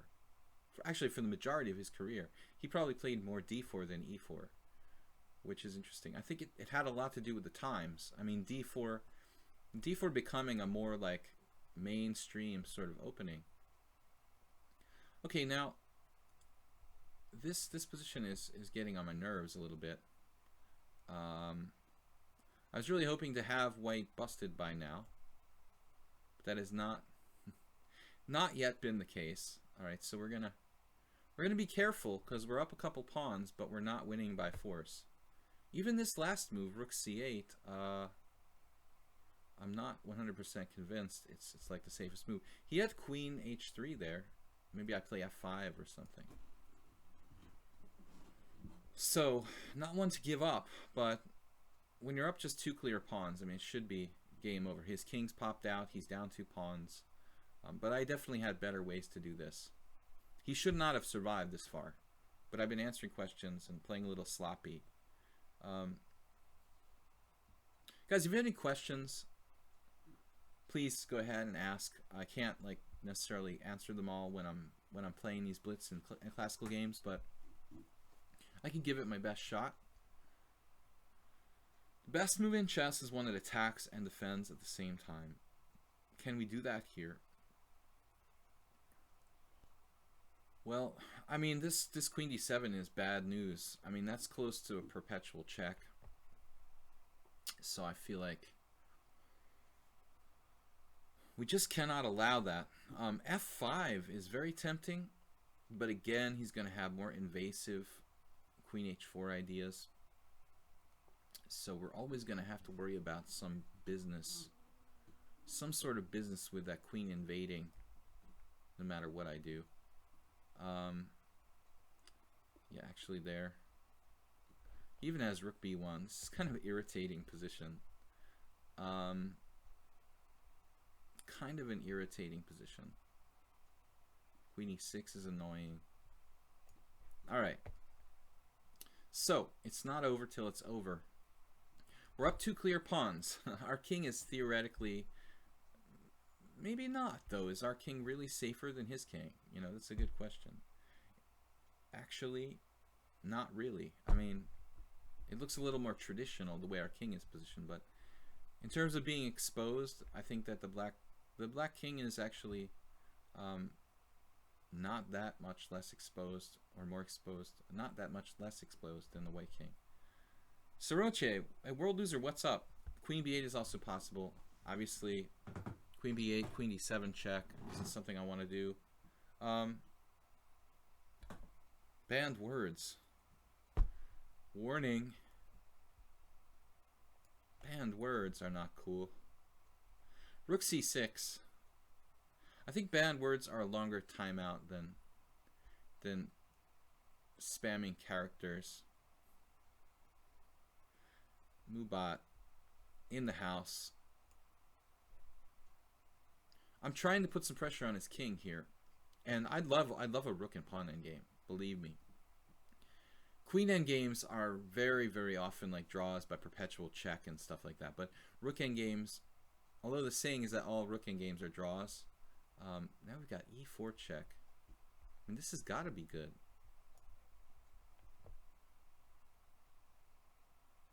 I mean, his king is way out there.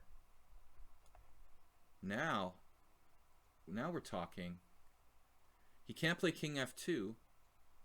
He's definitely getting, I want to say he's definitely getting mated, but is he definitely getting mated if king f2?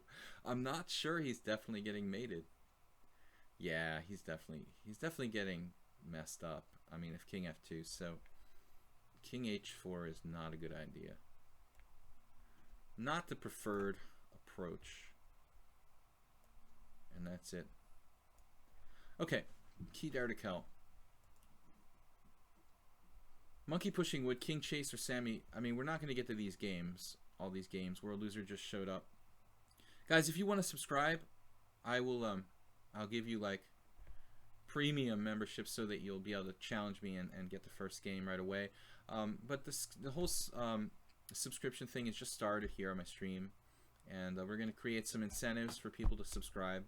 Right now, the main incentive is that if you do subscribe, you get to play first ahead of the other viewers. So that's what we're working on now. Although I think all the subscribers have played at the moment. We're going to play Monkey Pushing Wood here, 5+3. I have time for a couple more games until 6:30. Cheeky. I said no banned word.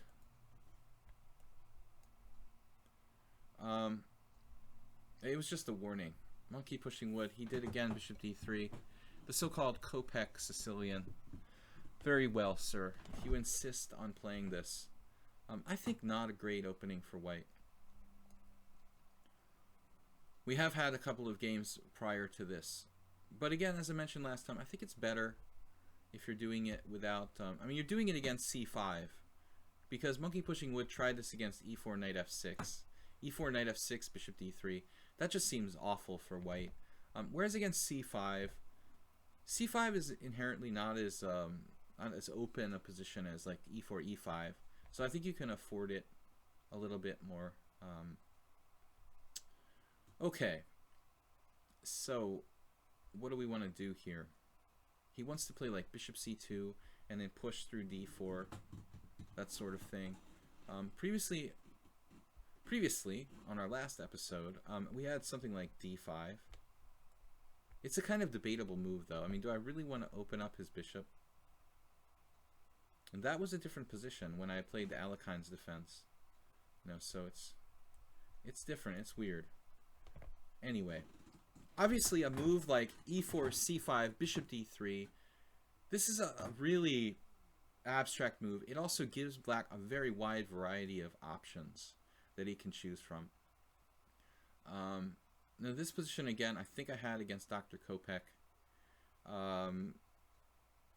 We went D5, E5, and something like that long ago. But I'm not sure that D5 is necessarily my best option here.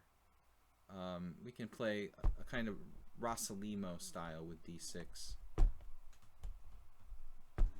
D5 is playable, but D6, I'll just play like it's a Rossalimo. Your bishop's on D3 instead of C6. I'm used to this kind of structure, so it kind of makes sense for me.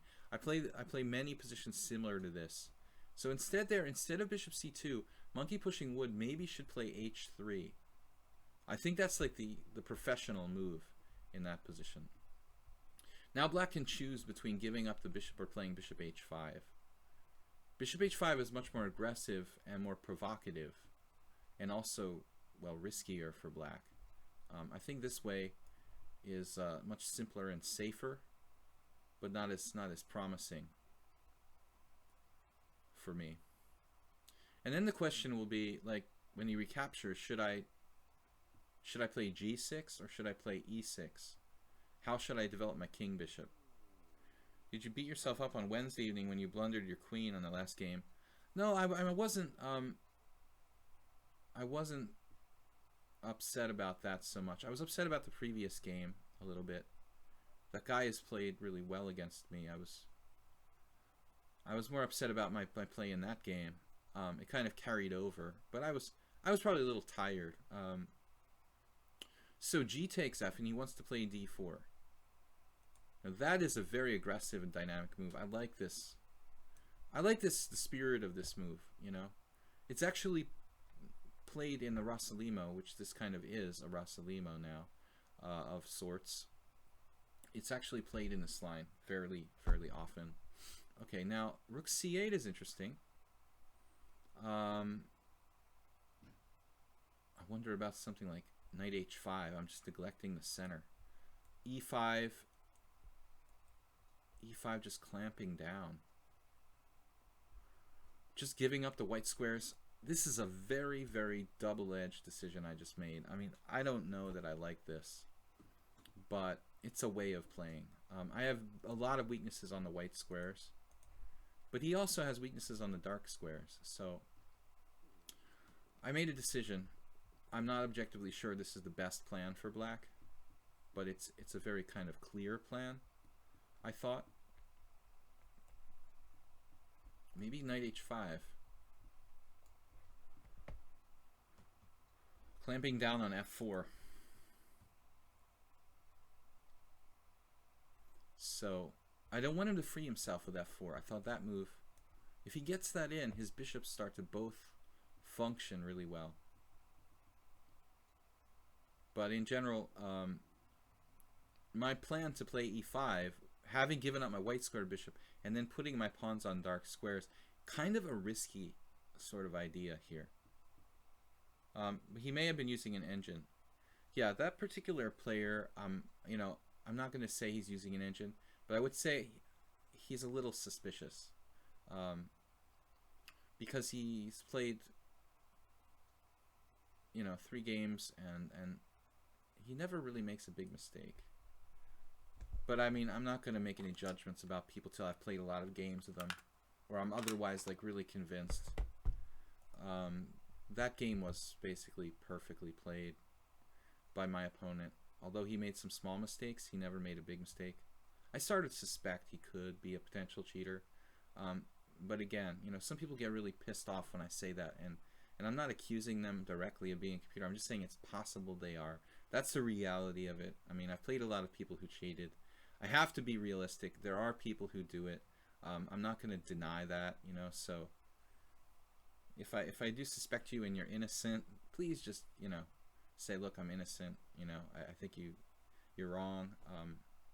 One guy he freaked out when I said he might be a computer on one of my streams. I mean, that's all I can go on. You know, maybe not. You know, but if you played like 10 games against me and I've never won, and your rating is under 2,400, chances are something isn't right. You know. All right, so f4. Wow, this is a very committal move. I don't think I have a choice. I mean, I've got to play knight takes f4. He's sacking a pawn here. Maybe he's going to play d4. I thought he was going to play d4. Instead, he goes with queen g4. And I'm not materialistic, but maybe I should think about being materialistic here. I don't know. I try not to be materialistic, but sometimes to my own, you know, to my own, what's the word? Detriment. I'm not materialistic enough. And this looks like one of those situations where maybe that would have been the case. I've got queen f6, and that defends the pawn, enabling me to threaten his queen, perhaps with like knight e5. If I get checked on a4, I can put my king somewhere, maybe even e7 or d8. Manually castle, or just put the king on e7, play g6.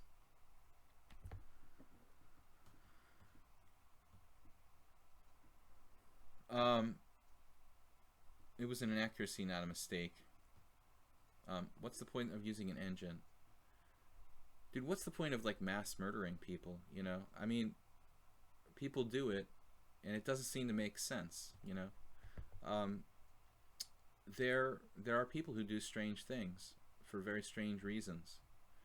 I've known grandmasters who cheated, but they had a reason, you know, like maybe it was money, like they were playing for money, or they were doing it to make themselves look good, so they would attract more business, more people to take lessons from them and stuff like that. So in this case, it's probably somebody, you know, just doing it to like look cool in front of their friends. You know, they can tell their friends, hey, I beat a really strong player. It sounds sort of stupid, but I guess you can rationalize it. Here, maybe it's time to just castle, you know. I've got a lot of power on this diagonal, and it's kind of we'll just highlight all the squares. This diagonal, it's just that I need to play b5, b4 to open it up.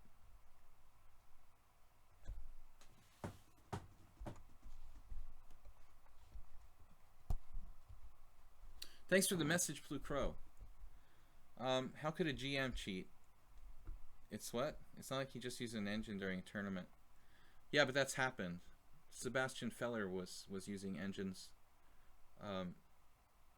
during tournaments, and he's probably not the only one. So with a sophisticated system of like signals from an outside party, it's actually pretty easy to do it.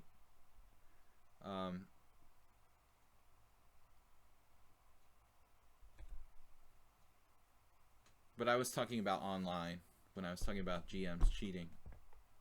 I had certain grandmaster cheating against me in banter games online, but not just against me. He was cheating against everybody on a certain site. This was a long time ago, but this case, it wasn't about like money. It was about like his reputation just looking really cool by like crushing everyone. You know, it's really small-minded. No, I was talking about online. I mean, this is like unrated banner games online. He was just blatantly cheating with a computer. Now we got b5, b4, and then white's going to collapse here. So he managed to find knight b1 hanging on. I feel like a sacrifice is coming on, but he played bishop b3. That's another good move. He's blocking me from doing like rook takes b1 sacrifice. Unbelievable. Alright. Take and then knight a5 or knight d4. Knight d4.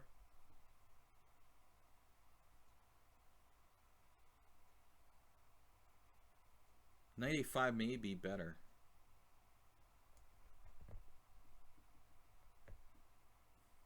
There was a benefit to knight d4 though.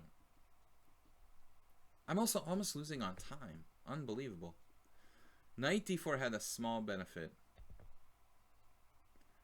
But knight a5 has its advantages as well. Advantages. How did you feel when you found out the player using the engine against you? Well, kind of like, I felt kind of relieved, you know. I thought like this guy really beat me like 9.5 to a half out of 10 games. I was like kind of demoralized. It got to the point where actually I couldn't play against him. You know, like I just like didn't even bother trying. I mean, we suspected he was using a computer, but it wasn't until 2 other grandmasters came to me and they said, look, you know, we think this guy's cheating. And I said, oh, that's strange because I think he's cheating too, you know.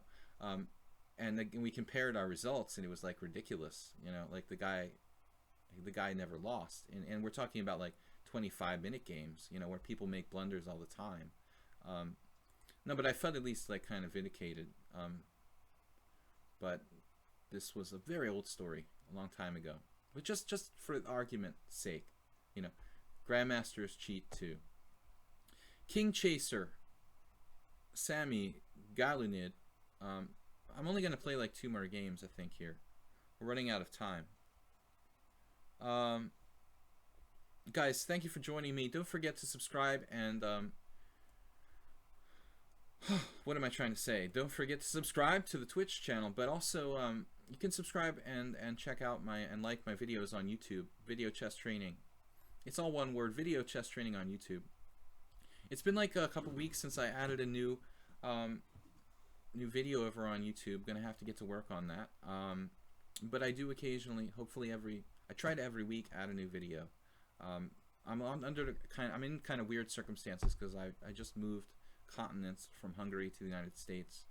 My schedule's kind of out of whack here, but check out the YouTube channel. Thanks everyone for joining me. Thanks to the few people who already subscribed here on lichess. I mean on Twitch. I'm losing my mind. And I'm trying to say everything here while we've got like 15 minutes left. Bishop e7. So this Neo-Slav, what I'm playing here, I think Hikaru has actually played a little bit with white some years ago. There are some interesting pawn sacrifices with g4. But, I mean, that's something that Nakamura would probably be better suited to playing than I. Now, queen c2 in this position, I just had a second thought. He played bishop e7 rather than bishop d6. I think that black's going to try to fianchetto on the queen side. So probably I should play d4. Whoops! Whoops! Can I take that back? Oh, it's up to King Chaser, but that's not my intention to play queen e2. You don't have to give me a take back if you don't want to. Um, I could play castle queenside, but actually I didn't want to move my queen at all. This happens pretty often. I'll click the queen or some piece, and then one thing I don't like about lichess, then it remembers what I clicked, and then I decide to change my mind. So I click queen. I was about to play queen c2, let go of the queen, and then I click the e2 square later on because I was trying to move my bishop there or something like that. So we're just going to play d4 finally. It sounds like I'm just talking a lot of smack about some random stuff, but what I'm going to do here, bishop d6 is more active than bishop e7, so I'm suspecting his plan is to fianchetto the queen side. I'm going to play bishop d3 and queen e2, and thanks for the take back, by the way, King Chaser. Now he played bishop d6 a tempo down. That's a bit odd, moving the same piece twice. I don't think I have anything better than bishop d3. Should I consider changing plans to bishop e2 here? Looks kind of passive. Bishop d3, and then I'm going to play e4 quickly. I hope this works, but he's wasted a full tempo on the mainline Slav. You can double click. Disable click, yeah. I mean, I'm kind of like live and die by the sword, you know. I like the clicking feature, but in this case it cost me. E4, it's a little too early here. We're basically a move up on kind of mainline semi-Slavs, so that's good. Broke like the game says more helpful, yeah. Grandmaster cheats. Yeah. Anyway, I don't want to focus on cheating. It's a really kind of negative subject. I don't want to ignore it, but I don't want to focus on it, you know. So we'll kind of put in our 2 cents about it, and then we'll let it be. It just gets kind of be a drag. Okay, now queen e2. Queen e2 is interesting, but I think I'm just going to go with e4 straight up. The e4 straight up. a6 is not a bad move. You can play for b5 in these type of positions. I mean, I feel like I should have a sizable advantage here because he's wasted an entire tempo. But at the same time, it's not that sharp of a position. So it's not so easy for me to like get a devastating attack.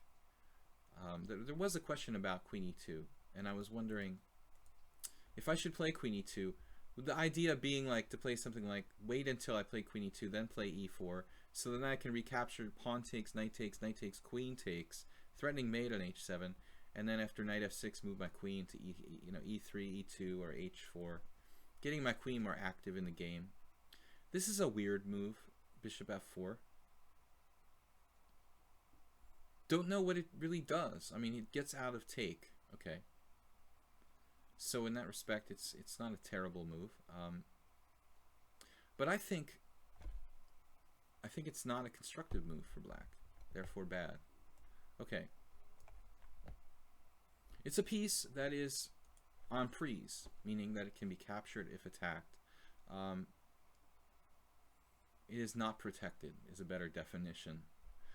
I also have the idea of c5, by the way, guys. That's a positional move in these kind of openings where black's counterplay really stems from freeing the bishop on c8. He needs to get in a break, whether it's e5 or c5. And now rook e8. And now I could play knight e5 even here with like a massive space advantage. Just sitting on e5 looks really appealing to me. Knight e5, knight takes e5, pawn takes e5, knight d7. This looks crushing, actually. Just all sorts of threats.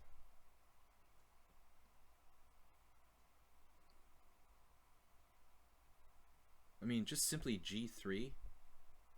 I was going to play rook d1 in the first place, rook a d1, to take away these breaks like c5 and e5. But knight e5, I mean, I'm threatening terrible things immediately, like knight d6, maybe g3 and knight d6. Black has no freedom here. Just bottled up. I didn't know what a6. I thought he was going to play for b5, but he hasn't got around to that. Time for a drink, said World Loser. I understand, man. It's Friday. Can I play this? What are you talking about? Okay, video cards. I don't know anything about. He took with the bishop, and this is a nightmare for black. We've got the squared d6 for the knight. A knight on the 6th is basically decisive. So he has to trade. Knight takes e4. And he's going to try to defend this. He's going to try to defend this with knight f8, I guess. I mean, he could also play f5. But that opens up my bishops more. So I'm anticipating... Oh, he played g6. Well... Actually, he's threatening knight c5, winning a piece here. So we've got to be a little bit careful. But the dark squares in black's position are fatally weakened. He does not have a dark squared bishop. And okay, my bishop right now, it is blocked. It's blocked by the pawn at e5. But still, he's got just so many weaknesses in his position. Why are these squares not highlighting? See these dark squares? That is fatal. I mean, that should be lost game right there. Partnered with the fact that he has a bishop on c8 that is just paralyzed. It's like checkers. Black is literally set up for checkers. How crazy is that? Just take away the queen and knight, you know, and throw in a few on the fourth. I don't know. It's checkers. Okay. King g7, putting the king on that dark square. He's trying to keep me off of h6. First of all, I like the d file. Maybe getting a rook to the 6th rank on d6. I'm in no rush here. We have a position where he has 0 counterplay. I'm going to complete my development and actually, I mean, I could play f4, gain some space. Now he played queen a5, which is a tricky move.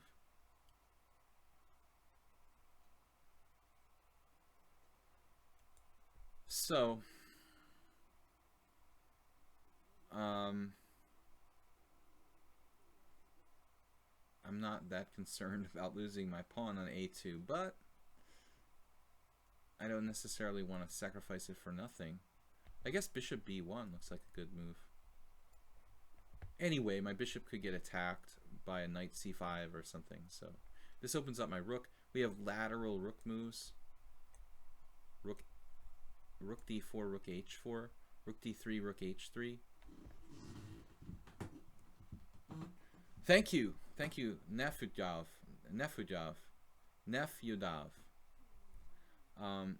Yeah, bishop e1. I don't know why it took me a while to find that move. It's pretty obvious when you think about it. I mean, I'm thinking about a3 or just sacrificing the pawn, and I mean bishop e1 is curtains. So it's over. It's just over. Black has no chance here. Rook d4 is a killer. I also had bishop c1. I mean, that's a big idea. I could just checkmate him on the dark squares. Bishop c1, queen h6, bishop g5, bishop f6 resigns. Black has to be very careful about the dark squares. Maybe his queen has to come back to f8.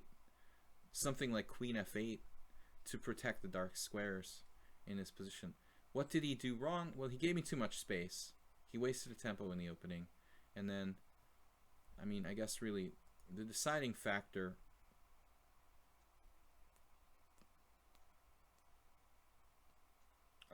looking for sacrifices, but I don't see it here. I don't really want to trade queens in this situation. So, bishop d4, you could play. I'm kind of bummed by that, though, because I really don't want to block my rook. Queen g5 is interesting. Queen g3. Queen c5 is a good move. It's a good practical move. it kind of interferes with my plans. Queen c1. Where do we want to go? Queen d2. So many good moves. So little time. Okay, let's just make a decision here. h4, h5, another attacking motif, which I didn't really mention or talk about, but that pawn advance is going to be... We can bring the last rook in the game with rook e1. h4, h5. There's pressure on g6. h4, h5 takes on g6, sacrifices on g6 as well. Too difficult for black to save this. You like rook d4.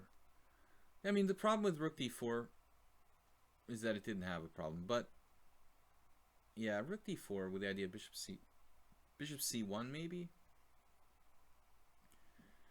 It's just that it was a little complicated, you know. I mean, I'm gonna have to calculate some kind of tactical sequences there, you know. And this is just like simpler, you know. We don't have any kind of tactics I have to calculate. I mean, rook e1, h4, h5, it's just a matter of time. And meanwhile, what is this counterplay, like b5 or something? I can pretty much just ignore it. Any kind of that stuff. Yeah. I mean, I could even play like rook c1 if he goes there.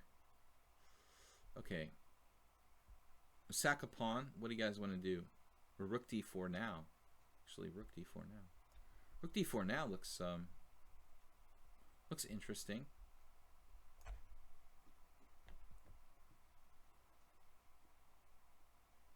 A little inconsistent, honestly, but it keeps an eye on c4. He also has rook a7 now as a defensive move. And he just blundered. Just too many good moves here. So King Chaser, he was not at his best in this game. He's 2000, he's pretty solid. But out of the opening, it was really bad. Let's take on another opponent here. It's Chess 960, Sammy. I already played 2 Chess 960, Sammy. So I think I'm gonna pass on that. Galunid. I would accept your challenge, Sam, if it was regular blitz, but we already played 2 Chess 960s. This is gonna be the last game for today, guys. I usually don't play more than 2 Chess 960s. We play about 10 games a stream, and honestly, I don't really want like more than 20% of them to be Chess 960. So 2 is the limit. c3, d5. Thanks, guys, in advance for subscribing. Thanks for those of you guys who did. We will definitely implement some incentives for you guys to subscribe every month, and preferential treatment for those of you who do. I'm not gonna disrespect our regular viewers though who don't subscribe. You guys are valued as well. Bishop b5 check. You know, it's not that bad of a move, but I think that it's a bit weird. I mean, trading or like theoretically good bishop. Theoretically better bishop. Not terrible though. You'll find some games in the database. It's just not typically played. I think this helps black to equalize. It might not be a bad way for white to kind of play for a draw though, if you're playing a strong opponent. I mean, maybe bishop b5, and the idea is just to like simplify a lot. He played c4 though. That looks strange. That looks a bit strange. I mean, I can think about taking on b5 though. I don't think that's what I would opt for now. I'm gonna opt for now. Maybe checking and something simple, even like check and take on e2 and play like knight c6. Does that seem right? I mean, trading queens, it's certainly safe for black. Does feel like a little limited, though. Alright, let's keep the queens on the board. I'm going to go with this. It's aggressive. I mean, queen e4 check objectively. Queen e4 check objectively, probably the best move. Equalizing. So now we're going to decline that exchange over there. And now decide which way to go with my my bishop. I could play bishop g4 here. Not overly convinced by that, though. h3, I'm not convinced. e6 is kind of passive. Maybe g6 here, with the idea of bishop g7, slightly more active development. Really unorthodox way of White playing this. I've never played this opponent, but he's 1300 in bullet. Definitely playing at least that or better. Guys, unfortunately, this is my last game today. I'll be back on Sunday with a simul. We're going to do a simultaneous exhibition against 25 players. It's 5 p.m. on Sunday, 5 p.m. Eastern Time. Last week I got started late. Someone said hold on d4. Not easy to exploit the hold on d4 here. You know, I don't think that it's that big a problem, honestly. I'm not sure I'm even better here. I think it's probably about equal, objectively. I don't think that White has played this too badly. It's a little weird and hokey the way he played, but objectively, he's making developing moves. You know, he's kind of creeping forward with one square moves, but White's not really gone wrong so far.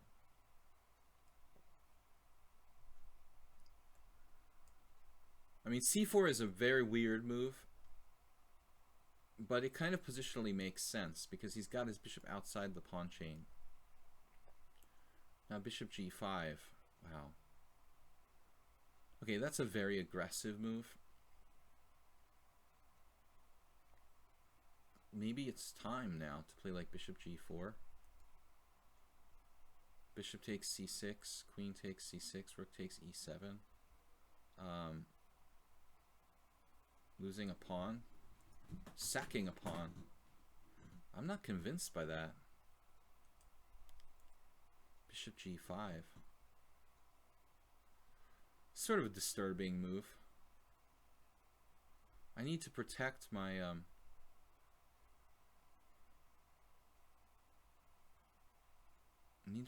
stuff here. What is going on? Galunid. Queen c7 is, everything's bad. Suddenly he's all over me, like 1300 in bullet. Jeez. I guess black has to be extremely careful here. Rook e8. Rook e8, bishop takes f6, pawn takes f6. That's interesting.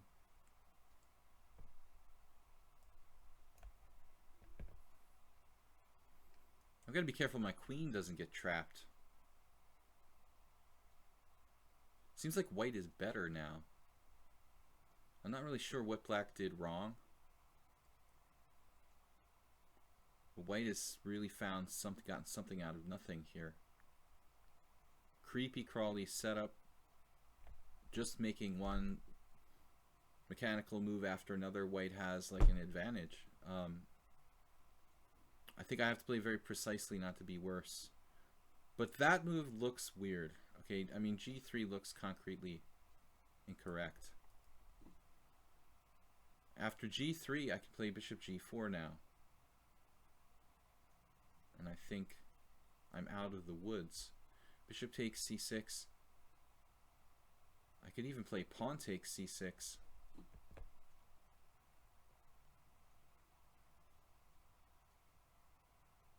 Now bishop f4 was played instantaneously. Note. What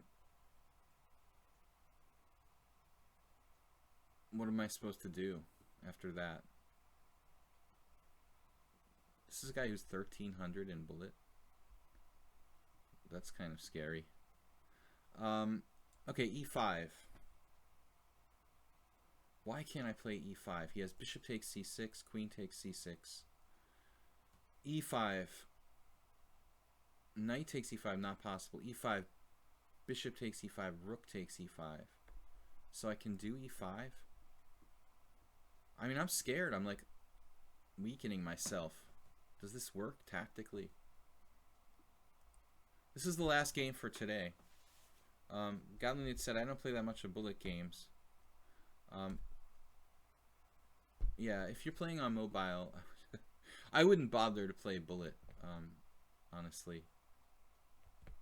But I'm kind of freaked out. I thought that I was worse. And I don't even know what I did wrong. I mean, it seemed like all my moves were very straightforward, very logical. Bishop takes c6 now. And so queen takes c6. And I may have caught him in a tactical trap. Because he doesn't have knight takes e5, rook takes e5. That actually has happened to me in some Scandinavians, like knight takes e5, bishop takes d1, knight takes c6 kind of traps, believe it or not. But here he doesn't have it because of rook takes e5. If my pawn was on e7, he could actually play knight e5 in this position with impunity. Alexander Ivanov did that once against me in a totally different Scandinavian position, but I'm just fortunate here that I win a piece, I guess. I thought that white was like better. But I think the g3 was a little bit extreme. I mean, if we go back here, if he just played queen d2, maybe just queen d2, for example. I mean, I guess queen d2, bishop g4, bishop takes c6. That looks slightly better for white. I think g3 was weakening his white squares too much around his king, and that's the trouble now. But I'm curious to look at this at the end. Did I move from Hungary? I hate this new time slot. Scaleaf, yeah. I try to make it at a time that's actually accessible to both U.S. and European players. But I mean, obviously, there's some people that just it's not good for. I'm doing the regular streams at 4 p.m. and then simul's at 5. But one thing I want to look forward to is actually doing specific streams for subscribers. So if you guys can I do knight takes d5, or is this some sort of trick? Is this some sort of trick? Like knight takes d5, knight takes e5, bishop takes d1? No, he can't do that. Okay. I was a little bit scared of some intermezzo here, but he doesn't seem to have it. If we're going to do maybe some subscriber streams, if we get enough subscribers, we've already got a few. If we get enough subscribers, I'll start like actually a subscriber stream every week.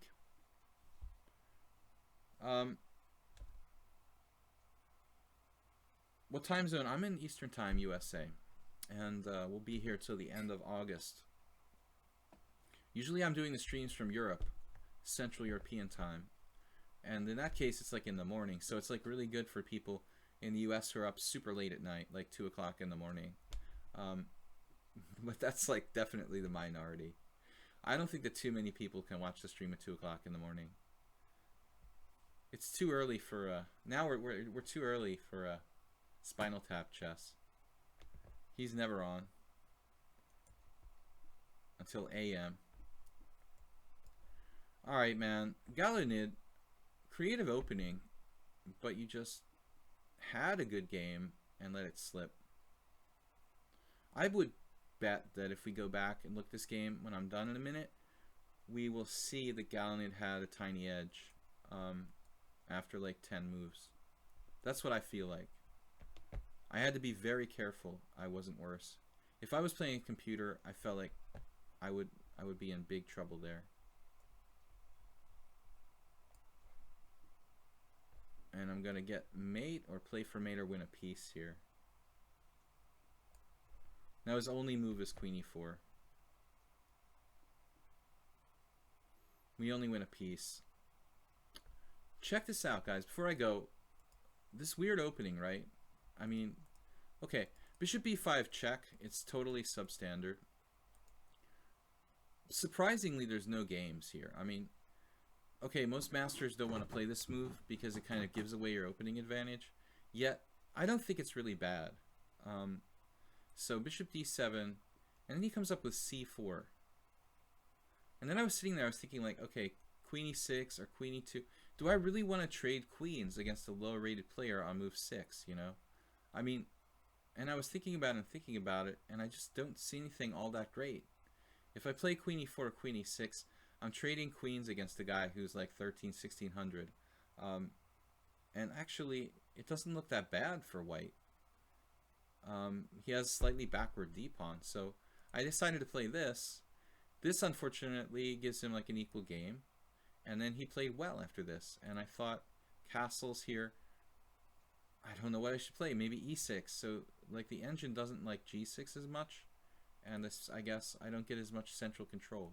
So here, bishop g7, rook e1, castles, bishop g5, best move, and then rook e8. I wasn't really happy with rook e8. I thought it's kind of a passive move. But I honestly wasn't sure what to do here. And I was scared of bishop takes f6, followed by knight e4 kind of ideas. Now the engine's changing its mind, and it's starting to believe in my move. Rook fe8. And actually, not to brag, but the computer says my suggestion is one of his best moves. Okay, it's obvious. I mean, queen d2, and okay, he's not better, but yeah, 0.1 maybe. He's not better, but he's not worse. And I don't know that I have it. You know, I can't claim an advantage here, honestly. You know, I think this is a totally equalish position. So, interesting approach, Galanid. I mean, it's not standard, but you reacted well after the initial like weird move. Bishop b5, c4. I think you still have an equal game. This move is suspect. After g3, you have weaknesses. I played bishop g4. Now you have problems. If you make, you know, now you're gonna have to play perfectly. Basically, you had what I talked about against Alexander Ivanov.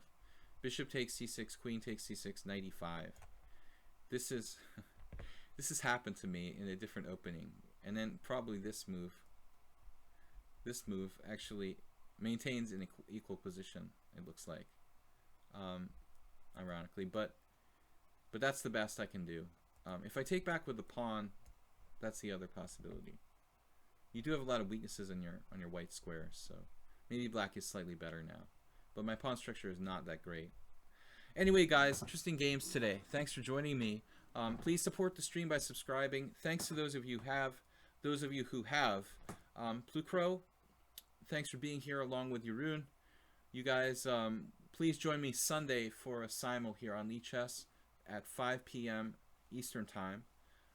Please check out my YouTube channel, Video Chess Training on YouTube. Thanks everyone for joining us. Thanks to all the new players who stopped by. Thanks to Brundle and actually Brundle and everybody who's subscribed. We've had a number of subscribers already. I really appreciate you guys. We're going to try to create more like content and sort of like special incentives for people to subscribe. So thanks again, everybody. We'll see you on Sunday with a simultaneous exhibition here for 25 players. It takes about 3 hours if you're interested, playing between 5 and 8 p.m. Eastern Time Sunday night. Thanks again, Jeroen and Plukro. I'll see you guys later, maybe on Sunday. Bye-bye.